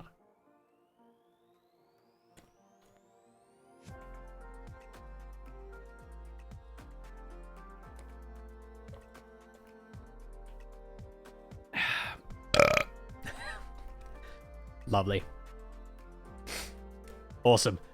Alright, so next area on the little trip of the Bucks night, we went to like an activity bar. And by that, like, we went to a place that we did axe throwing and a bit of mini golf. A lot of fun. And I've also figured out I'm not good at axe throwing. Or at least I think I would be. Except the area I kept trying to hit is where like the wood was the thinnest and probably wouldn't actually stick in anymore. But also I just don't think I have the throwing technique down. I was not good at it at all. I got the lowest score out of the group. So, big rips there, unfortunately. But, is what it is. The person that got the most was actually the best man, so good job to him. They did a fantastic job. I think they got like 50 points. That is some good stuff. Then, the place that we went to, because we went to get a few drinks afterwards, but the place is so busy And I was lined up at the front of the queue for about 20 minutes. And I just could not get my order taken because they were so busy. I don't blame them at all for like needing to go about and make people's drinks, but I did not think 20 minutes was a solid amount of time to wait. I'm not gonna name the place for that reason, because, you know, out of respect, but like, I don't think it was anyone's fault, really. It just took a while. I didn't expect it to take that long. But, you know, it is what it is. You get busy nights, and it was a busy night. Like, it was a pretty packed crowd at the bar, specifically. So, it is what it is. Then we did the mini golf. I think the course was, like, heavily used as well. Some things didn't really roll the right way, and some of the things that should have been holes in ones weren't. Because things don't exactly roll the right way. Because everything's, I guess, dented out of shape. So we're like, okay, guess we're not doing that. So yeah, is what it is. It was fun though. Had a lot of fun. Then once we did all of that, we took them in to a lovely, lovely steakhouse known as Kylo. That is Khloe. And it was I'm trying to think, was it the bougiest place I went to? And, you know, it's up there. It's up there. It was definitely pricey meals. And, you know, everyone there were all out with the wines. They very much enjoyed having, like, all, like, the expensive wines and stuff like that. Me, I'm just like, I'll have a cocktail. I don't like the taste of grapes. Thank you. But yeah, everything looked extravagant. Everything looked amazing. They essentially showed us all their specials on, like, a platter and told us about the gigantic ribeyes that are on special. We got the last 3. So we were lucky on that one. And yeah, no, that was it cooked brilliantly. Ribeyes are amazing. Our vegetarian? Yeah, vegetarian. Our vegetarian friend got a cauliflower steak. They did not skimp on that at all. So if anyone's needing a good, like, I guess, recommendation for a steak place that'll also treat its non-meat eaters well, Kylo's definitely a good spot. It's expensive because it's a steak place, but it's definitely a recommendation. If you're needing, like, some kind of bucks night or date night or anything like that. But ribs don't have eyes. What kind of mutant animals did they serve you there? Wouldn't you like to know, Weather Boy? Where are your parents? You guys remember to stay hydrated, okay? Thank you for the hydrate, Matt. I'm actually rather thirsty.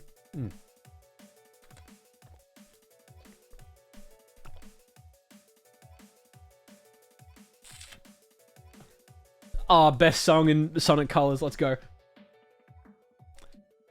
Love it. I've been scanning Magic Card. Like one or multiple? Singular? Okay.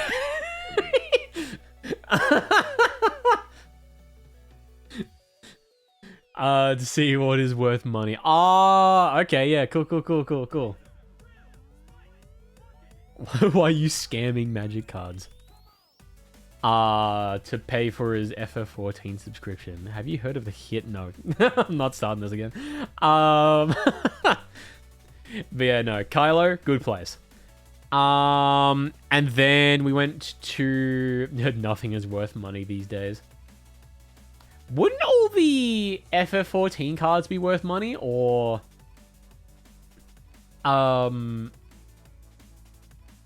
I sell feet pics. Why sell feet pics when you can get graded on Wiki Feet?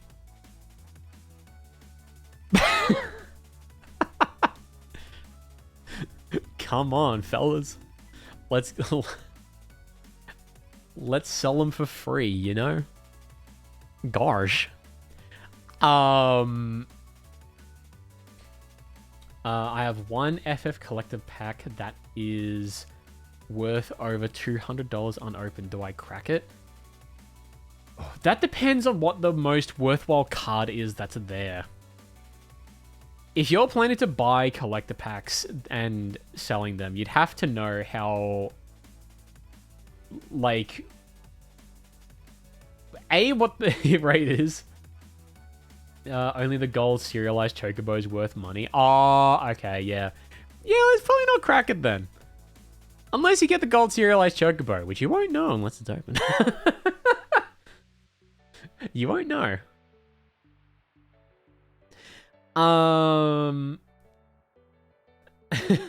You'll lose all your money. That's probably a solid bet. Probably keep that shit locked down. Where was I at? Yeah, so we got really tired after that. Then we had basically a nothing day. My friend and I basically had a nothing day after that. We just got knocked out. We're all very tired and just like, you know. Unfortunately, I had to do stuff that day. I had a load of washing to do. The unfortunates of travels is you have to go to a laundromat and get your shit washed. While you're doing stuff. So, unfortunate, but yeah, no. Yeah, no. But where did we go to that evening? We went somewhere. We went to... Fuck, I don't actually remember. Oh, we went to... We had like a dessert for dinner type deal. We went to Hote Dulce. And I got what was known as the Matilda cake. And yes, that is Matilda from what's it called? Roald Dahl's book Matilda. And it was essentially a cake. They loaded up with fudge. And they essentially just release the Kraken. And just pull off this, like, steel plate. And just let the fudge just drip down onto it. And it was delicious. It was so rich, though. Like, rich as in flavor. It was so much chocolate. It's good to be back on a diet once I, like, now that I'm back. But yeah, no, that was rough. That was rough. But it was a good sleep afterwards. And then after that, we made our way up to Perth for the wedding. Our mate, who has been mentioned on stream a few times, Zeke, got us there, so shout out to him. Perth. Okay. Perth, Scotland, not Perth, Australia. Not from Edinburgh. not Perth, Australia from Edinburgh. Absolutely not. Absolutely not. No. Perth, UK. So yeah, we went there. Zeke rented a BMW, the Beamer. I could not tell you in short detail how much he loved that car. He was jealous that he could not own it. I mean, rightfully so.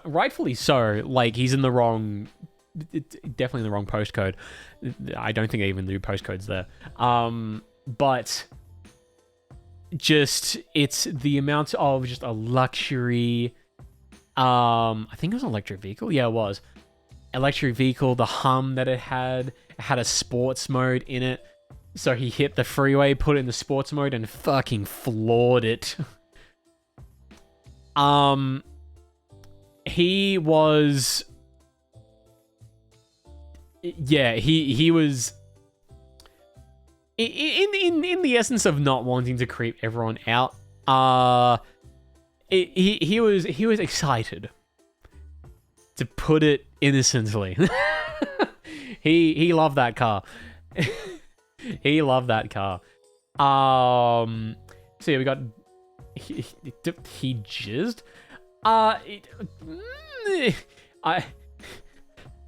He was close. He was close. He was absolutely close.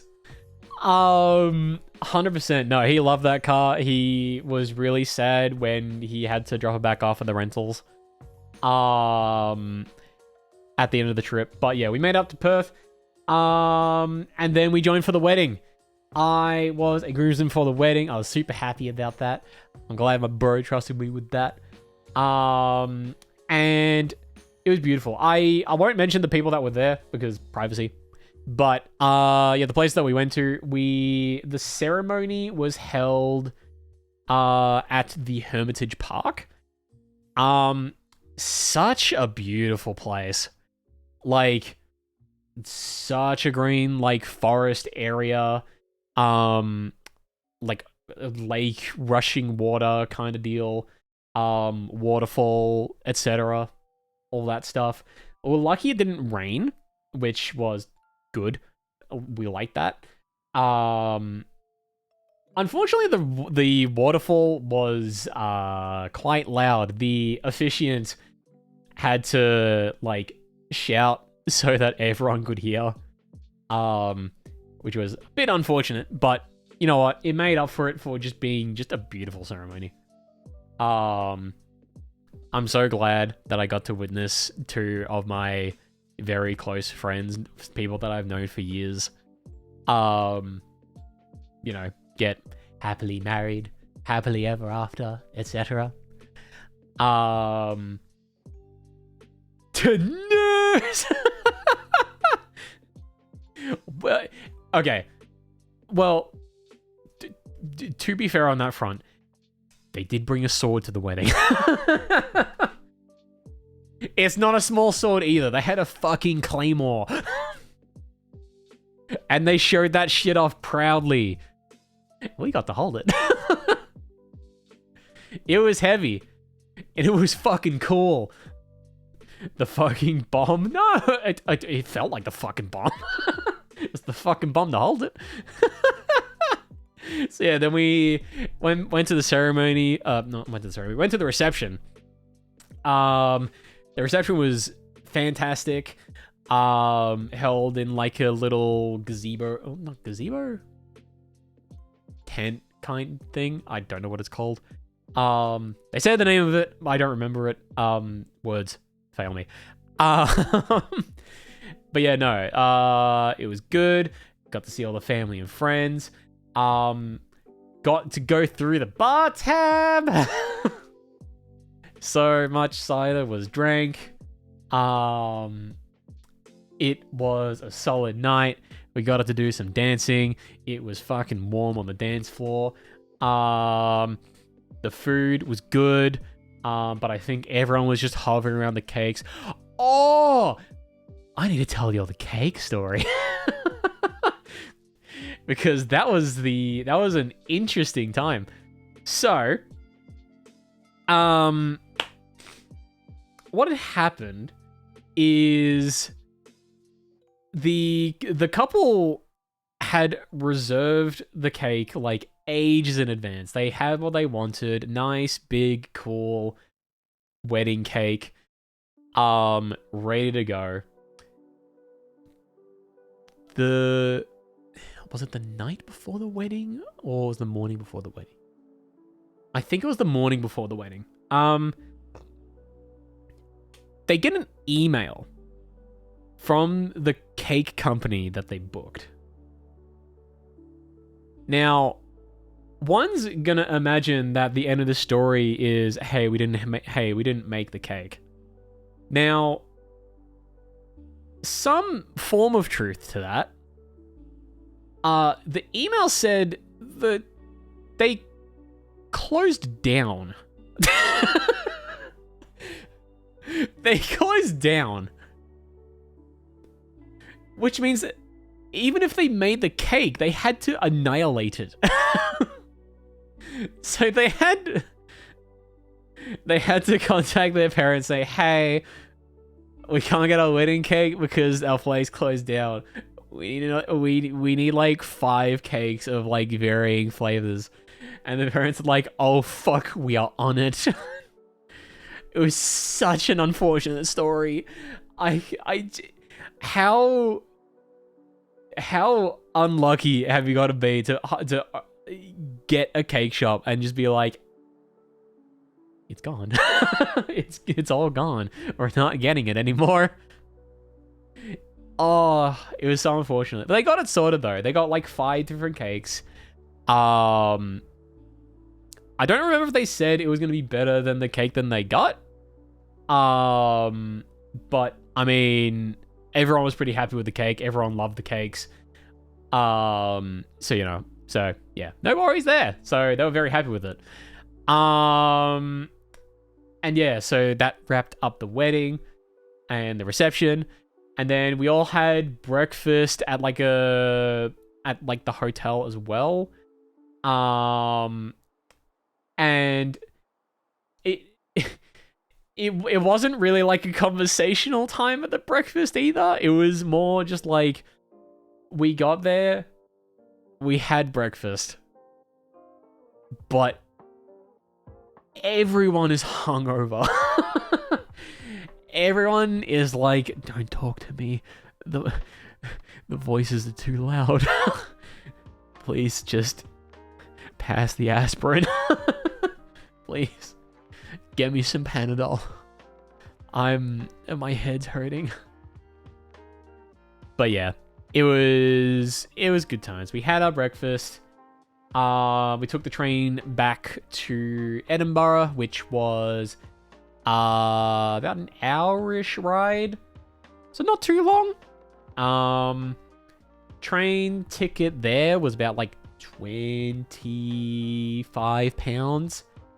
Expensive train, but it was good. So we got to Edinburgh again. My mate and I ended our trip in Edinburgh, which we had. We went to a little Italian place called Amarone. Fantastic place. I got like a risotto that was there, like a little seafood risotto. Seafood's not everyone's taking, but I love my seafood. I underestimated how small I thought that risotto was going to be. It was a struggle town to get through. I could not finish all. I almost finished all of it. I got like 98% through it, and then I'm just like, oh, I can't do it anymore. My tummy rumbling. But yeah, would definitely recommend that place if you're up for a little bit of Italian while you're there. Also highlight of my Edinburgh part of the trip. I saw Wojtek the bear. Can we give a shout out to Wojtek the bear? The absolute loyal soldier that is Wojtek. For those that don't know about Wojtek the bear. Wojtek the bear is known as the soldier bear. And from the notes that I do remember that they don't list on the little plaque that's next to him, is his form of payment, which was beer and cigarettes. Absolute champion. That was his reward for being God's most loyal soldier. But yeah, that was the Edinburgh part of the trip. But yeah, Edinburgh, I definitely found there's a lot of history to the region, which, what would you expect? It's a place that has been around for 900 years. So if you put that into perspective, yes, it's going to be a place of history. And it's going to be a place that's, very well kept up. It's going to be a place that's got a lot of historical places to go to. So yeah, I very much enjoyed Edinburgh. I would definitely recommend those that are wanting to, that are thinking about going there. I definitely think if you're wanting to go there, then you're going to be there for a lot of touring, a lot of historical ventures, stuff like that. So if you're a history buff, definitely give it a shot. 100%.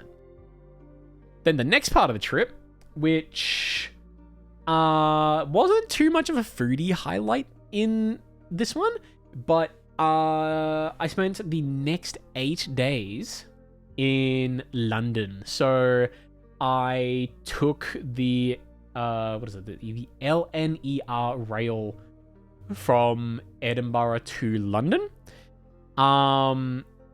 which I'm very surprised there is a train that is able to go that far.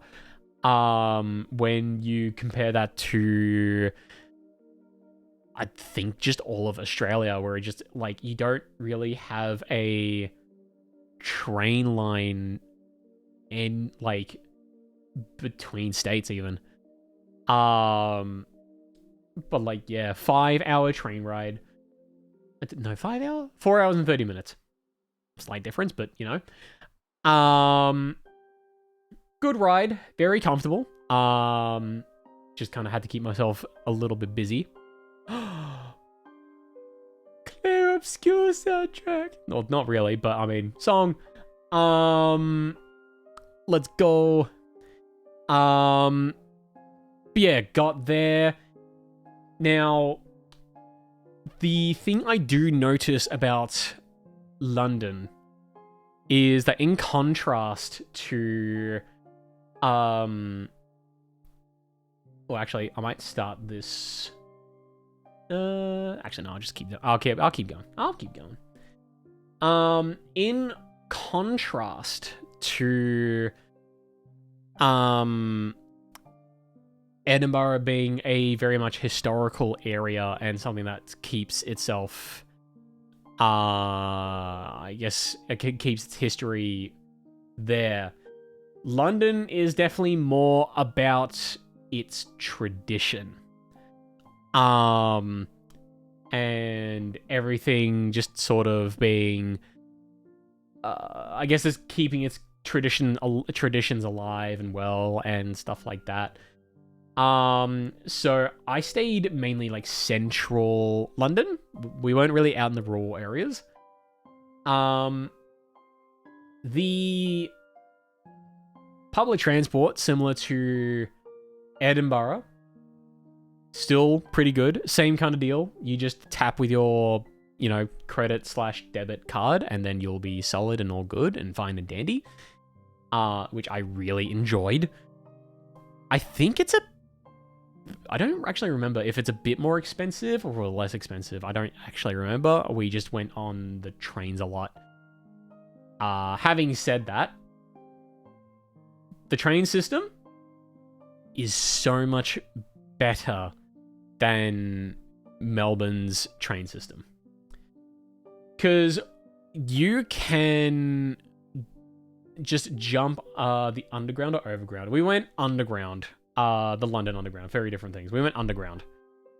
The London Underground train system, the tube,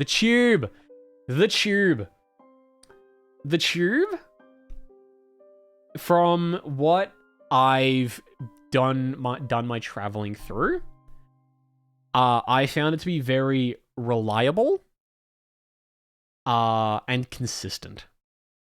So when I compare that to Melbourne's public transport system in general, so because we did have some disruptions. We did have some disruptions during our time in obligatory. Oh, what's this? You must agree to. Oh, shit. Wait, hang on. What is this?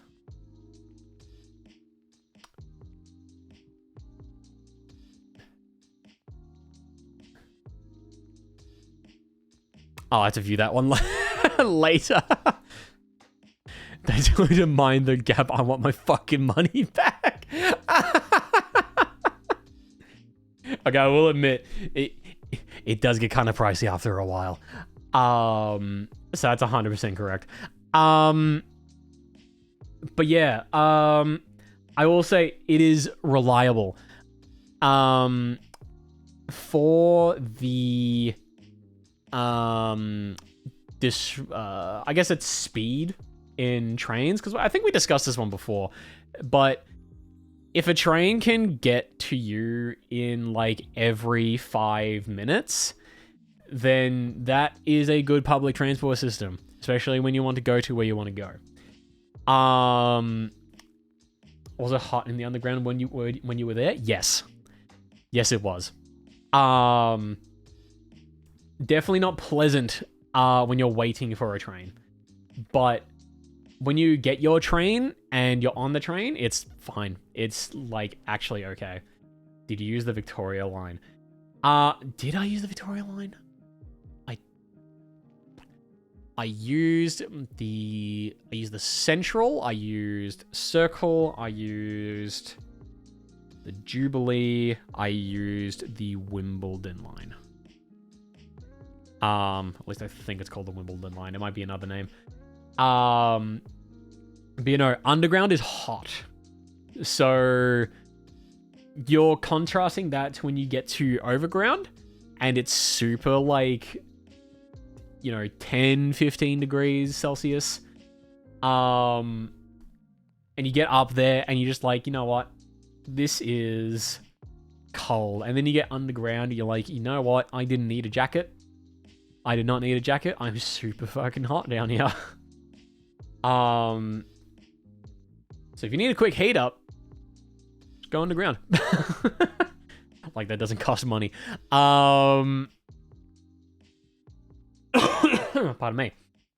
Also, like when there's a disruption and you need to get from like something needs to adjust on like the train line, it's down for maybe like 15 minutes. And you can probably use more parts of the line while it's down. If you compare that to anywhere in Victoria and something disrupts a train on the line, newsflash, because all lines are mainly just like 1-to-1 in Melbourne, if your train is just like stuck at a particular point, guess what? You're fucked. You're not getting a train to wherever you want to go if you're like way far out from your line. And if Flinders Street is out, then no one's getting in. Unless your stop is like... if your stop is maybe at around Melbourne Central. In which case, you're probably fine there. But if you're not... yeah. Also, a lot of stations in London are actually faster to just walk overground between stations. Yeah, the place we were staying at, it probably wasn't faster to walk over ground. But yeah, that's definitely true, I would say. Not the places that we wanted to go to, based on where we were staying, but it was definitely, I definitely see truth in that. Also, the underground tube is loud. And when you're traveling on the Central line, and it's starts scraping a whole lot in between two specific stops. I forget which ones. It's scary as fuck. I really don't like the train when it just goes. That shit's scary. I don't like it. It gets really scary. I feared for my safety. But yeah, a lot of the places that we went to, only time to be scared is when the businessmen look worried. Oh yeah, true. Yeah, that's true. That's completely fair. Yeah. We didn't really see a lot of businessmen on trains. But, you know, they seem fine with it. When it starts scraping, they're just like, it's just the wind. Nothing new.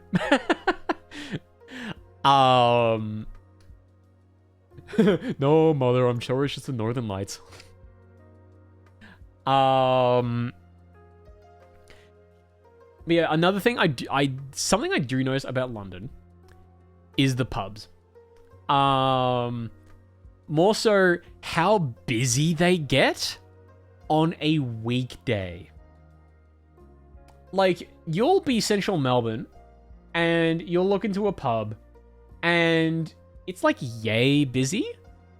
Where it's like, you know, maybe it's kind of, you know, 75% capacity.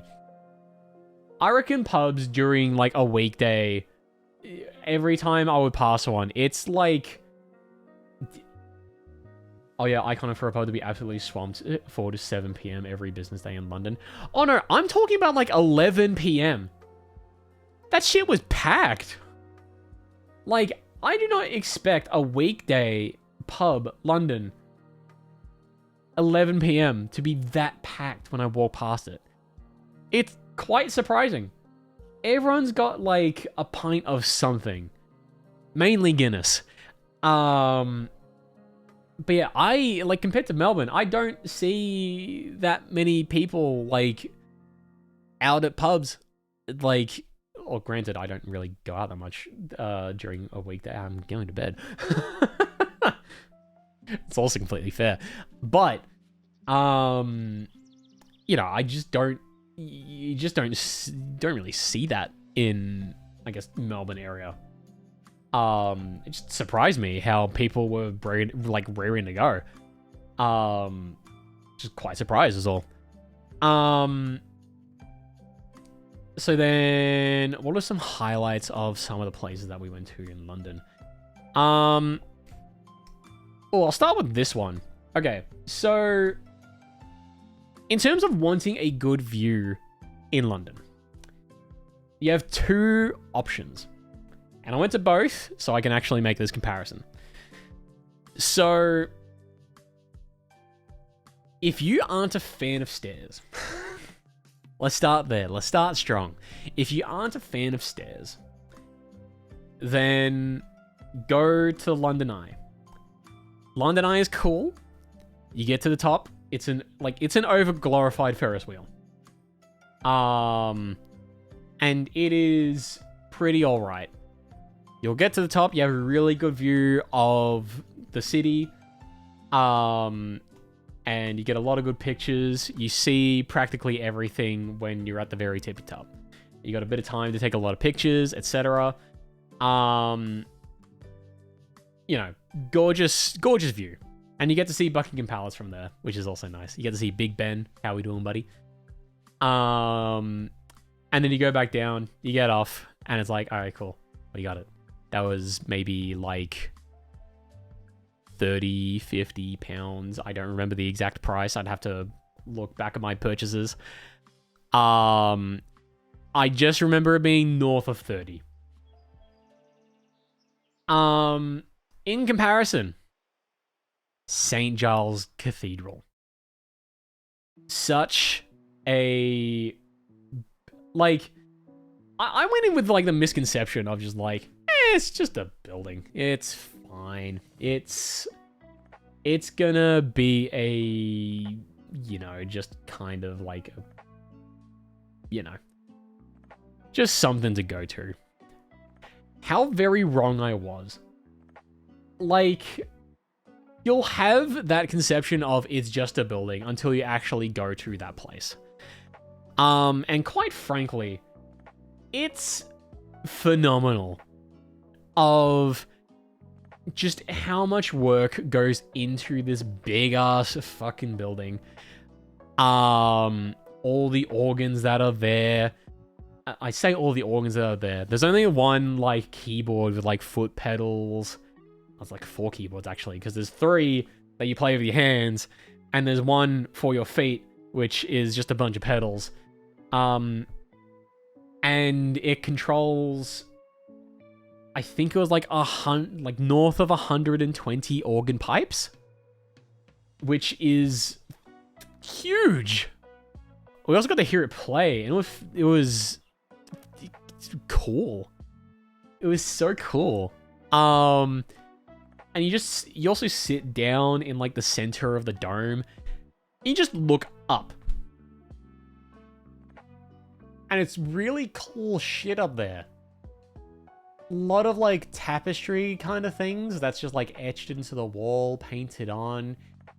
And it's just kept its quality over time. They give you like an audio guide and stuff as well. You just listen to it, but you're just kind of staring at the roof and you're just like, this is great. This is absolutely a time to be looking up and just thinking, how do they manage to do that in like a matter of, I say a matter of years, a matter of decades, maybe centuries. I don't remember the full timeline. I just know it took long. I don't have a concept of time, as you can probably tell. But yeah, you know, that just, it's impressive when you're actually looking in the building and you're just like, so much time and dedication took place into like the construction of a holy place. And it's quite incredible. Now, why did I pin this next to the section about the London Eye? And that was because there are a series of steps that lead you to certain galleries. And there's about, I think it was like 260 steps, roughly. That'll take you to what they call galleries, but it's essentially, one's the Whispering Gallery, which you sit, you're meant to be able to have it's like a little circle area. You're meant to sit on one side of the gallery, someone sits on the other side of the gallery. You should be able to speak into the wall, and the person on the other side puts their ear up to the wall, and they should be able to hear you. Which is very interesting. I didn't try it, but very cool construction if you're just able to do that. But you climb up all those stairs. Heck of a workout. I think everyone's legs, like me, my mum, my stepdad, everyone's legs were tired after that point. So much of a climb. I think we all managed to bump our heads when we got near the very tippy top. Then we got there, and the sight is way better at the top of St. Giles Cathedral. Like, the views there, you don't really get to see Buckingham Palace because it's covered by the London Eye, which is unfortunate. But the sights that you could see there, very much recommend it. If you're willing to climb that amount of stairs for a good view, then I would highly recommend it over the London Eye. It's also cheaper. It's like 26 pounds in comparison to the London Eye's like 30, like north of 30 pounds. I forget the exact price, but it was definitely above that. Plus you get to tour a really cool building and tour its crypt as well. Just a very cool place, really. What were some other highlights that we went to? Because I might have to wrap this up soon, so I'll probably just cover off a few other things. Because I definitely enjoyed Edinburgh a bit more than I enjoyed London, but London definitely did have its highlights as well. So what else did I go? London. We went to see at the who do I call it? Auntie-in-law? Yeah, that's the one. At a recommendation of the auntie-in-law, there was a stage show called The Choir of a Man, and it's just a fun time. It's a 90-minute show, and also in support of campaign against living miserably. It is a 90-minute show where it's just a bunch of people at a pub.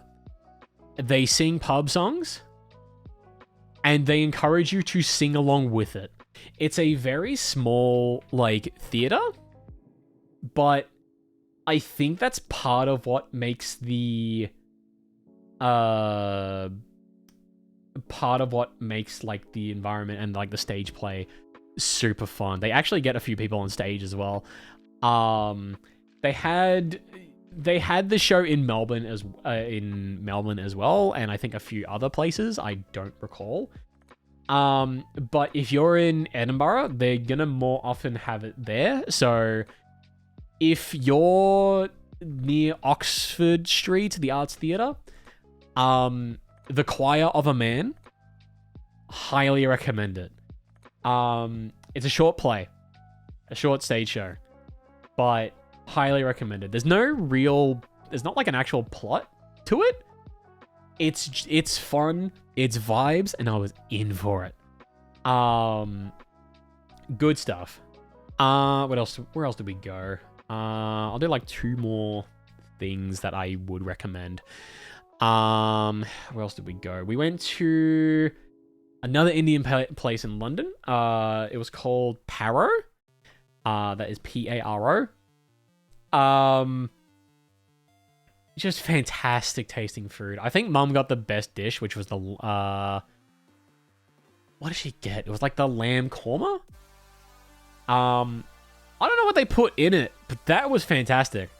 I forget everything that was there, but no, it was an experience to go there. What were some other good trips? Trying to think. I think mainly our last stop was it was a place in Fulham known as Mr. Steak. Another steak place that stepdad really wanted to go to. Delicious food. Very small place, but very delicious. They, fam found the steaks good. I had the cheeseburger. I didn't realize the cheeseburger was going to be that big. 2 patties goes a long way, and you kind of have to anaconda that shit. Very big. Very big. I definitely underestimated how much 400 grams was. 400 grams of meat. Will not be making the same mistake again. Yeah. But, yeah, after all that, it was time to venture home. After a long trip, a lot of goodies, a lot of good memories made there. What did I bring back? So I brought home the Scotch whiskey tasting set, which I'll have to go through at some point, probably on a weekend, because I don't want to get drunk. I a few glasses. One's a Scotch tasting glass. One's like a tumbler for whiskey. I got like a dragon mug thing. I just thought, fuck it, why not?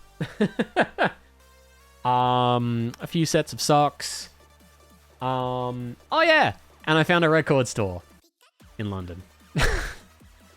And made a lot of purchases, and I thought, I wonder if this will make it through customs. And it did, thankfully. So I'm very happy about that. Now I've got a bunch more stuff to listen to. But yeah, flights back were another 24 hours. I think they were rougher than the flights there. They were... It was more of a struggle for me to actually just find a position to sleep comfortably, which I just couldn't get to. I had some... It was weird. I slept standing up rather than sitting down, because I don't think I was sitting properly, and it just wasn't aligning with how my body is structured. I'm like maybe slightly too tall for the seats. And I just couldn't get around it. So then got home, went to shower and went, you know what, it's time for bed. It is time for bed. Went to bed, 10 p.m. Woke up 10 a.m. And I thought, you know what, that was a good sleep, but I'm still feeling pretty tired. Might close my eyes for a little bit. It's 3 p.m. So then I slept for 17 hours, and then I messaged my boss saying, hey, I know I've got work tomorrow. However, I would like to ask if I can just work from home this week. And they said yes, so thankfully, I am covered. So I get to do that this week, which I'm very happy about, because that means I get to sleep in just a bit more. And speaking of sleep, that is now where I'm headed. So yeah, that is about wrapped up for the Yap stream for the UK trip. Hope you guys enjoyed. This is it's not usually a regular thing that I, you know, usually do, which is just like a singular Yap stream. I hope everyone enjoyed. And yeah, maybe we do another one at some point. I probably need a bit more to talk about. Because like I don't usually have topics that I yap about. I usually just do like you know, just game and stream and stuff like that. I don't usually have like a yappable topic kind of thing that I have going on. But yeah, that's gonna wrap things up. So for the rest of this week, I'm gonna keep it small. Mainly just cause you know, yeah, just cause I need a little bit of rest. And I also kind of want to grind some Battlefield 6 with the lads, so that's why there's not a stream on Friday. Because I'm not sure how well that's gonna stream yet. And last time I guess touched it and it used a lot of memory. My PC just died. So I might hold off on that one for now. But we are going to do some Hades 2 tomorrow. I'm keen to do some more runs on that one. So stay tuned for that one. It's out of early access, so I'm very keen to keep that one going. I am super excited for it. What else have we got? So for the rest of the weeks that are coming up as well, we got the Donkey Kong Bonanza DLC that released before I went away, actually. So I'll have to jump onto that at some point. And just give that one a shot. See what that one's like. Hades 2, gonna give that one a shot tomorrow. I'm unsure how I'm going to be scheduling that one. Sorry. Oh, just setting up. My ass hurts. So we'll see how I schedule that one in the weeks to come. Not sure how I'm going to be doing that one. I want to play it, but I'm not sure how to prioritize that over all the other stuff. Dispatch, which I'm really wanting to play. It looks fun, funny, and I really want to get into it. And it's got a solid, like, episodic release schedule. Keen to give it a shot. So we'll be seeing that in due time. After that, we'll be doing some Metaphor Refantasio, which I got the vinyl for finally, but I've only cleared the first dungeon. I need to continue it. I need to continue it at some point. And then Persona 5 Strikers, which I really need to continue as well. So that is about it. Alrighty. Yeah, hope you guys enjoyed. I definitely have had fun this stream. Hope you guys enjoyed as well.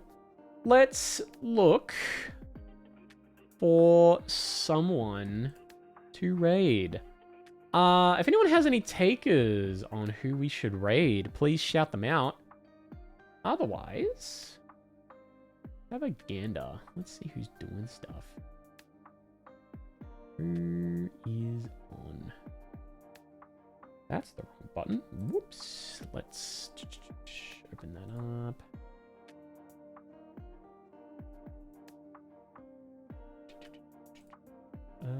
Let's do... Ooh, okay, you know what? Let's do... We're gonna raid into Silas Abyss. So, this is someone who has rebranded as well, by the way. They used to go by the tag of Margin Tatsu. They are now going by Silas Abyss. They are currently doing, I believe, if I just look correctly, they are doing a donathon in Dark Souls. What is it? Needs to try and beat all 3 Dark Souls and Elden Ring while chat can impede their progress. Ooh. Okay, that might be fun to try to hamper progress on. All right, you know what? Bet. We're in for it. Let's go give that one a shot. All right, here comes the raid. Here comes the raid out message. Let me copy that. Awesome.